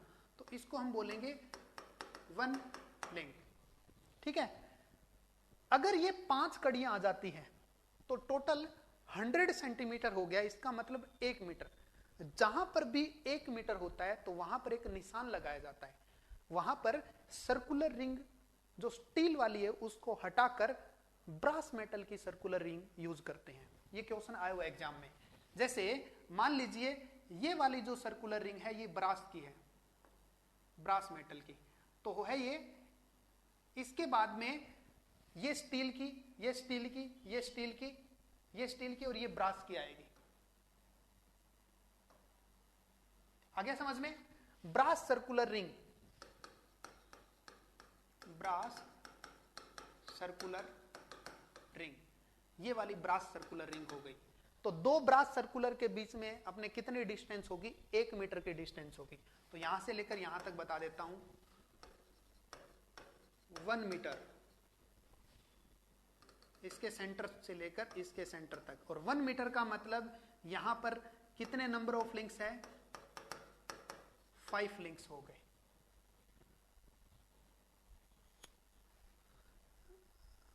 मैट्रिक भी तो लिखता जाता है सर, डिजिटल बोर्ड उसमें पिक आ जाएगा शायद। अरे पिक तो दिखा देंगे, लेकिन पिक में इतना ज्यादा क्लियर हो नहीं पाएगा जितना कि यहां पर मैं आपको बता रहा हूं, ठीक है ना। पिक तो आप भी तो देख सकते हैं, हाँ, लेकिन ये आपको एक एक चीज बना के बता रहा हूं। नेक्स्ट इसके बारे में, एक ये मैंने बताया कि एक जो लिंक है वो 20 सेंटीमीटर का है। तो ऐसे ही 5 नंबर ऑफ लिंक्स के बाद में एक सर्कुलर रिंग ब्रास वाली यूज करेंगे तो 1 मीटर हो जाएगा। इसी तरीके से 1-1 मीटर के 5 ये जो छल्ले हो गए ब्रास के, उसके बाद में एक टैग यूज करेंगे, टैली यूज करेंगे, जिसको टैग या टैली बोलते हैं, ठीक है। जैसे मान लीजिए ये ऐसे क्रम से चलता हुआ और यहां पर ये 4th नंबर है, 4 मीटर है, और ऐसे होता होता ये 5 मीटर आ जाता है। तो यहां पर एक टैली यूज होगा। जैसे मैं टैली अलग से कलर में बता रहा हूं, यहां पर एक टैली यूज होगा इस तरीके से, इसको टैली बोलते हैं। और टैली होती है ब्रास मेटल की, तो मैं पूरा नाम दूंगा इसका, ब्रास टैली। प्रत्येक 5 मीटर डिस्टेंस पर ब्रास टैली यूज होगी, ठीक है। और प्रत्येक 1 मीटर डिस्टेंस पर आपके ब्रास सर्कुलर रिंग यूज होगा। तो मैं इसको क्लियर लिख देता हूं, ठीक है। अगर आप इसको ड्रॉ करना चाहो तो कर सकते हैं। मैं यहां पर एक क्लियर लाइन लिखता हूं। पहला, centre to centre distance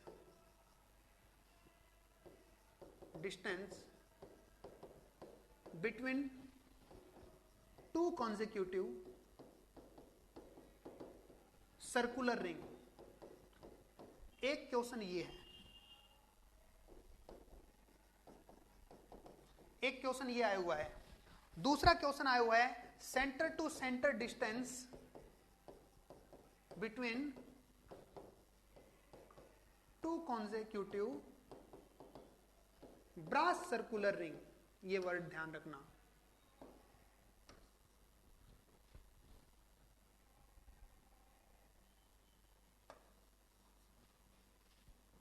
brass circular ring, इसका आंसर, फर्स्ट का आंसर क्या होगा?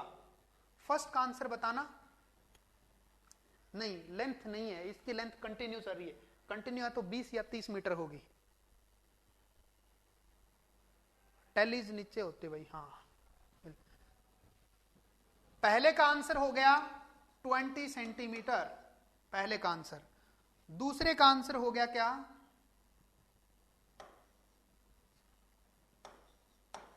20 सेंटीमीटर। दूसरे का आंसर हो गया 1 मीटर। इसका मतलब नंबर ऑफ लिंक्स है वो 5 हो गए। तो ये दोनों क्वेश्चन अलग अलग है भाई, इसका आंसर टिक मत करना, फर्स्ट वाला, ठीक है ना? बिल्कुल। नेक्स्ट, आगे की तरफ चलता हूं। टेली क्या होते हैं? Brass tally are used at regular interval of 5 metre, ये याद रखना। नेक्स्ट, ब्रास टेली, मैं पूरा ब्रास वर्ड लिख रहा हूं इसके साथ, इसका मतलब इसका मेटल साथ में है।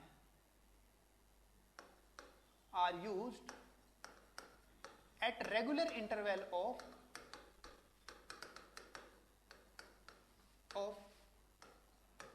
5 मीटर। अब 5 मीटर का मतलब यहां पर यह हो गया कि 25 कड़ियों के बाद में 1 मीटर में 5 लिंक्स आ गए ना, 25 लिंक्स आएंगे तब जाके एक यहां पर क्या होगा, एक टेली आएगी। लेकिन on brass circular ring, brass circular ring पर लगाएंगे, क्योंकि 1-1 मीटर पे तो यही मिलेगी ना, ये ध्यान रखना। क्योंकि जहां पे भी टेली लगी होगी वो ब्रास का सर्कुलर रिंग होगा। 1-1 मीटर पे, 5 मीटर पे लगेगा तो वही तो मिलेगा ना, brass circular ring.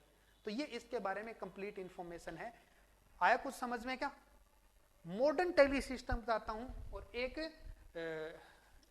IS code का टेली सिस्टम बताता हूं। बिल्कुल फिक्स्ड कंडीशन है, ये कोड बताता है 1492 9070 कोड बताता है, फिक्स्ड कंडीशन है। लास्ट लाइन यही वाली ना, हाँ। देखो यहां पर क्या हो गया कि पहली ये सर्कुलर रिंग आ गई, दूसरी सर्कुलर रिंग, तीसरी सर्कुलर रिंग, चौथी सर्कुलर रिंग और 5वीं सर्कुलर रिंग आएगी तो ये आपके क्या हो जाएगी, 1 मीटर डिस्टेंस हो जाएगा। इसी तरीके से यहां पर कंटिन्यू चल रहा है, फिर 2 मीटर पे, फिर 3 मीटर पे, फिर 4 मीटर पे और 5वीं पे यहां पर टेली लगा होगा। सही है ना? बिल्कुल। ये आपके 1 मीटर हो गया, 2, 3, 4 और 5 मीटर पे आपके कौन सी होगी? प्रत्येक मीटर, 1-1 मीटर पे आपके ब्रास का सर्कुलर रिंग है ना, ब्रास का, तो ब्रास के सर्कुलर रिंग पर टेली लगी होती है। लास्ट लाइन समझ में आ गई कि टेली कहां पे होगा? टेली हमेशा सर्कुलर रिंग पे होगा, लेकिन वो ब्रास वाला सर्कुलर रिंग होता है। हटा दूं? ओके।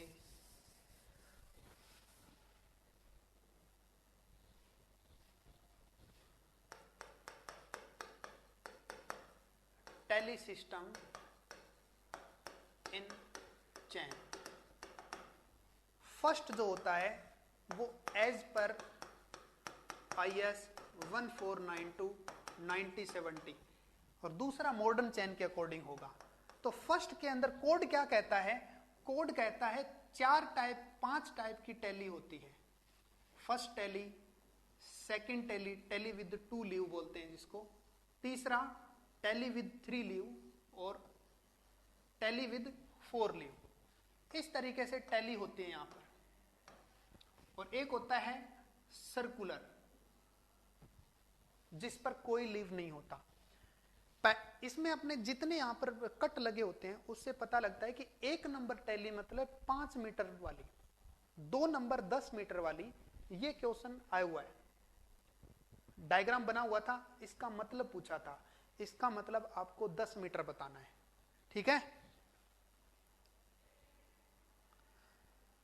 मार्किंग मार्किंग नहीं होता, निशान जिस तरीके से ये बने होते हैं ना उसके आकार साइज के अकॉर्डिंग पता लगता है, ठीक है ना, कोई मार्किंग नहीं होता। बिल्कुल आईएस कोड के अकॉर्डिंग बोला कि ये इतना हम यूज कर सकते हैं। तो 20 मीटर चैन के अकॉर्डिंग देखते हैं। फर्स्ट नंबर है इन 20 मीटर चैन। 20 मीटर चैन में हम इसको लगा के देखते हैं। यह आपके पास 20 मीटर का चैन है। तो 20 मीटर के चैन में यहां पर हैंडल हो गया,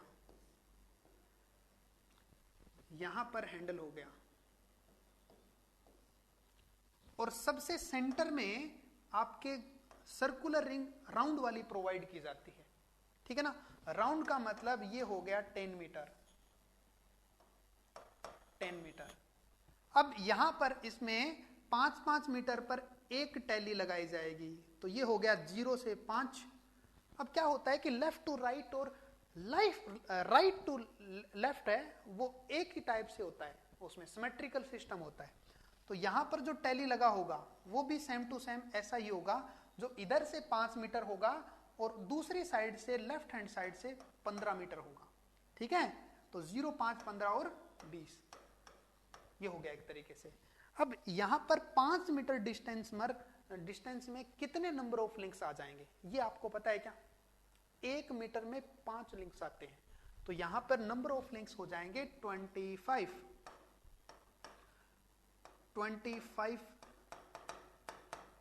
लिंक्स हो जाएंगे, ये ध्यान रखना।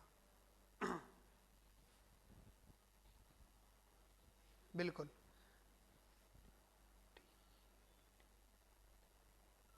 हाँ, 2 नंबर टैली लगाते हैं। लिंब 2 10 वाला, 10 वाला का मतलब फर्स्ट, ये 10 वाला क्या, ये सेंटर है, इसको सेंटर बोलते हैं, सेंटर टैग। सेंटर वाली राउंड होती है, इसकी बजाय यहां पर 2 नंबर भी यूज किया जा सकता है, लेकिन आईएस कोड ने हमें सेंट्रल टैग दिया है तो वो यूज करना बेटर रहता है, लेकिन दोनों ऑप्शन भी यूज किए जा सकते हैं, ठीक है। अब हम देखते हैं आईएस कोड के अकॉर्डिंग 30 मीटर चैन कैसी होनी चाहिए। 30 मीटर चैन भी ऐसी होती है, बस इसके अंदर लेंथ है, उसके अकॉर्डिंग थोड़ा सा चेंज होगा, बिल्कुल ना मामूली सा।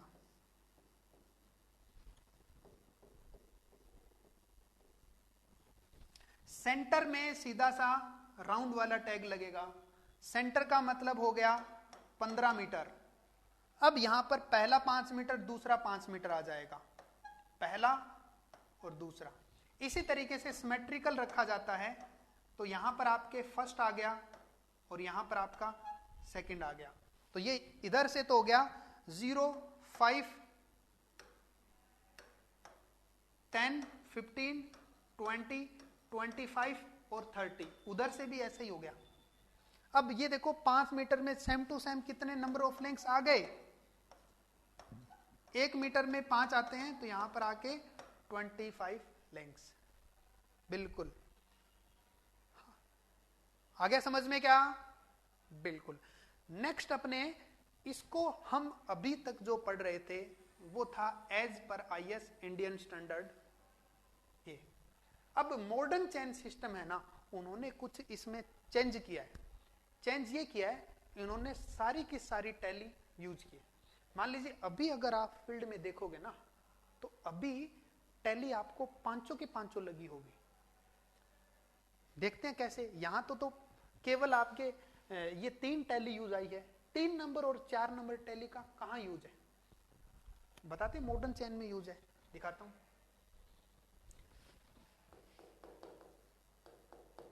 इन मॉडर्न सिस्टम के अकॉर्डिंग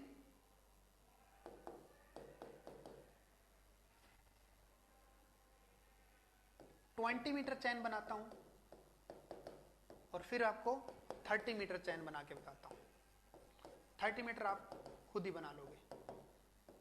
अब ये थोड़ा ध्यान रखना,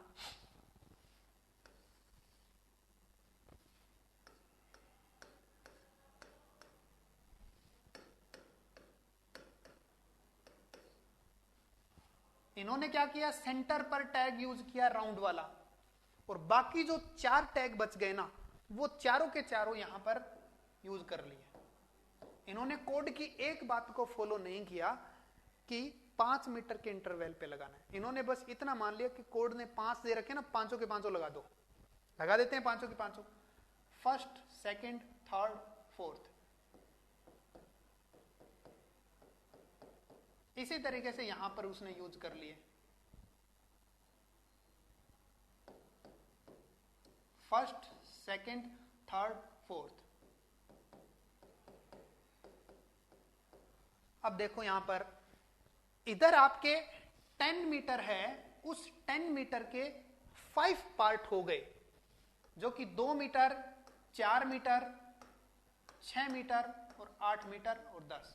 इसी तरीके से रिवर्स में भी ऐसे ही होगा, और इसी डायरेक्शन के अकॉर्डिंग 12, 14, 16 और 18 और 20 हो गए। तो ये मॉडर्न चैन सिस्टम में 20 मीटरी चैन में इंटरवल जो होता है ना, वो 2-2 मीटर टैग इंटरवल होता है, ठीक है ना, टैली का इंटरवल। और 2 मीटर में नंबर ऑफ लिंक्स कितने आते हैं, एक में 5 आते हैं, तो 2 मीटर में 10 आ गए, सही है। और लास्ट का आज का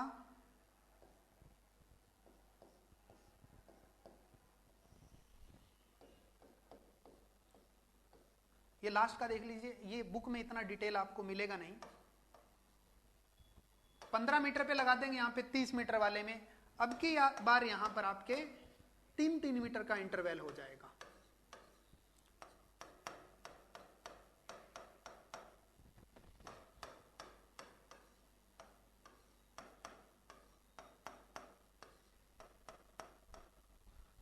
जीरो, 3, 6, 9, 12, 15, 18, 21, 24, 27 मीटर एंड 30 मीटर।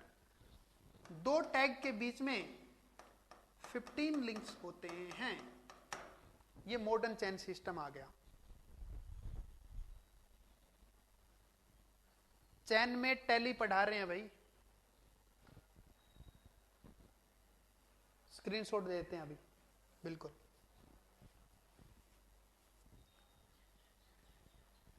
हाँ, जो भी है टैली है, टैली लिख दो या टैग लिख दो, कुछ भी लिख सकते हैं, ठीक है ना।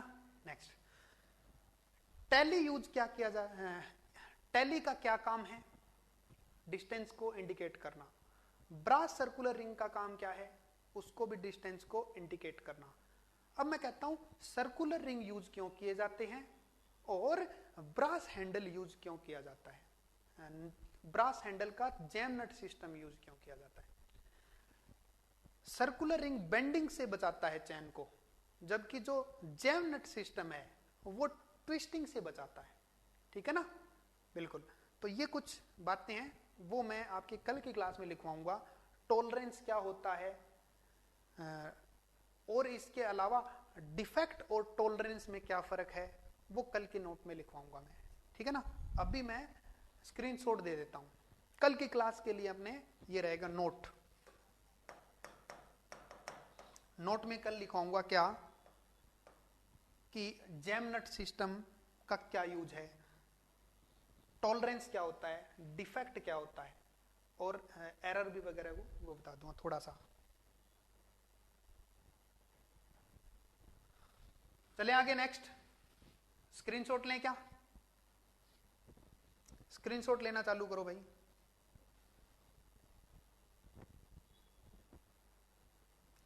ये बेसिक चीज है, यहां पर नॉर्मल सी बातें पूछी जाती है, ध्यान रखना। हाँ भाई, 15 हो गए, बिल्कुल। 1 मीटर में 5 होते हैं।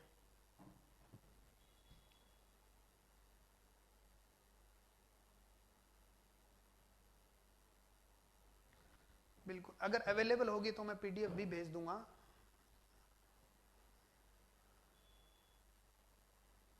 लीजिए स्क्रीनशॉट।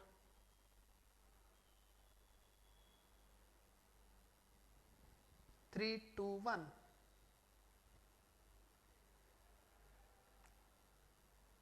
3, 2, 1। 3, 2, 1।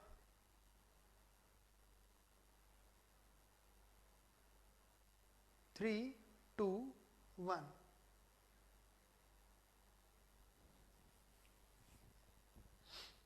3 2 1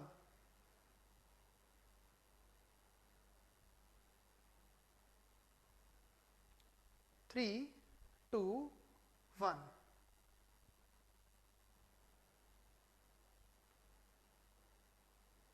3 2 1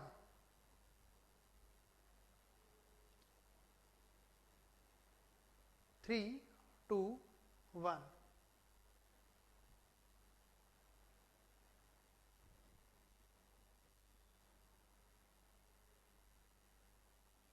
3 2 1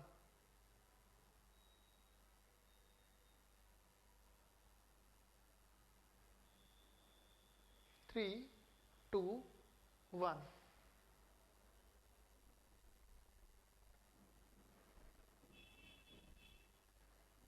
3 2 1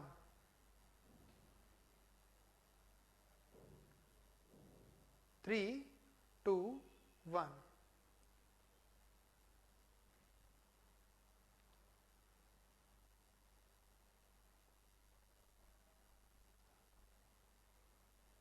3 2 1 मॉडर्न सिस्टम में 5 मीटर में नहीं रखा जाता जी।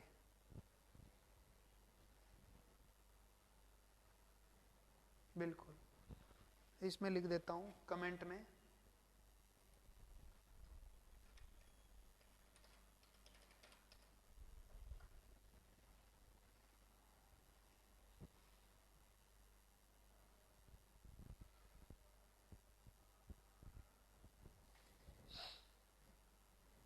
नेक्स्ट,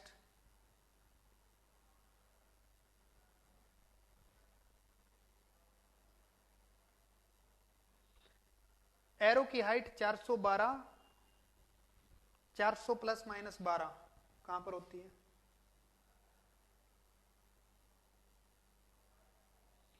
एरो की हाइट इंपॉर्टेंट नहीं है ये, अगर जानना चाहो तो लिख सकते हो। 400 mm प्लस माइनस 12 mm का रहता है।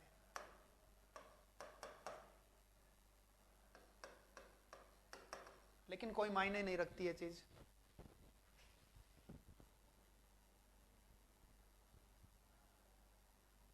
टैली पढ़ा देंगे, एक बार आप एक बार और देख लेना।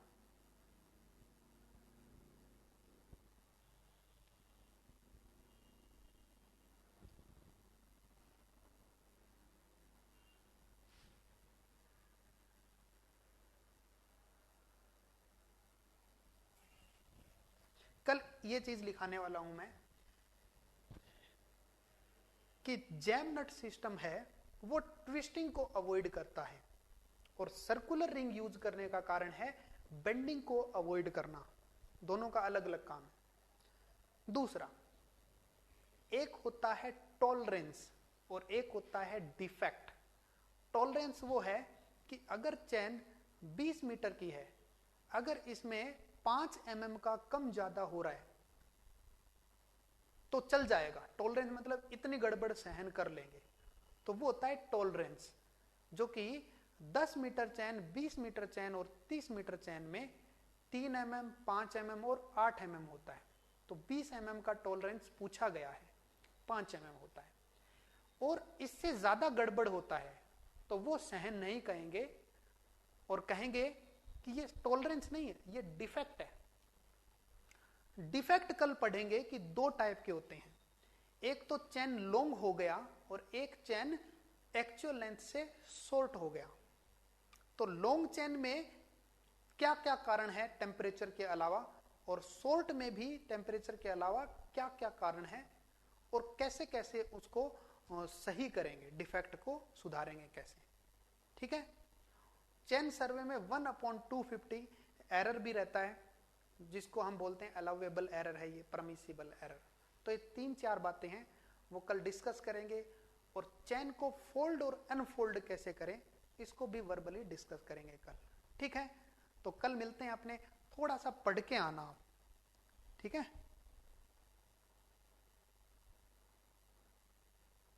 बिल्कुल।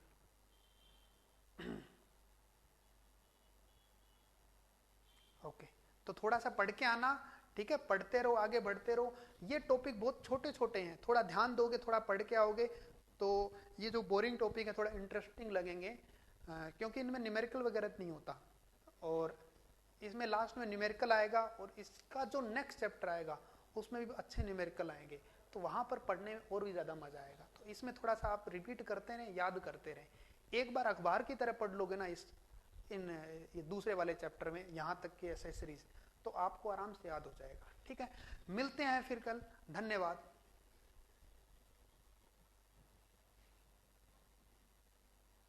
बुक, हाँ जी, बुक की बात करते हैं तो बुक जो आपको जो मैं पढ़ा रहा हूं ना, वो कई बुक को मिला के पढ़ा रहा हूं।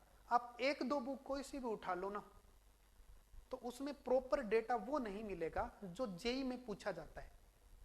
तो मैं जेई के हिसाब से अलग अलग कलेक्ट करके पढ़ा रहा हूं आपको, ठीक है। और दूसरा, ऑब्जेक्टिव के हिसाब से अगर बात करें तो ऑब्जेक्टिव में कोई सी भी एक बुक उठा लेना, कोई सी भी एक बुक, लेकिन इससे पहले ध्यान रखो, सबसे पहले आपको प्रीवियस ईयर निकालना है। जैसे ही प्रीवियस ईयर आप सोल्व कर लोगे ना, तो आपके माइंड में इतना सा अंदाजा हो जाएगा कि किस टाइप के क्वेश्चन पूछे गए हैं और कैसे पूछे जा सकते हैं, लेवल पता लग जाएगा आपको। फिर इसके बाद में कोई सी भी एक बुक उठा के सोल्व कर लेना टॉपिक वाइज, ठीक है ना। लेकिन इससे पहले प्रीवियस ईयर देखना जरूरी है। दो फायदे हैं, पहला तो कॉन्फिडेंस बनेगा कि क्लास में पढ़ाए उसमें क्या क्या आया हुआ है। दूसरा, अपने को खुद पता लगेगा, एनालिसिस होगा कि कितना, किस टाइप का पेपर, किस टाइप के क्वेश्चन आते हैं और आ सकते हैं, ठीक है ना। बाकी मैं डिस्कस करता रहूंगा। मिलते हैं कल, धन्यवाद।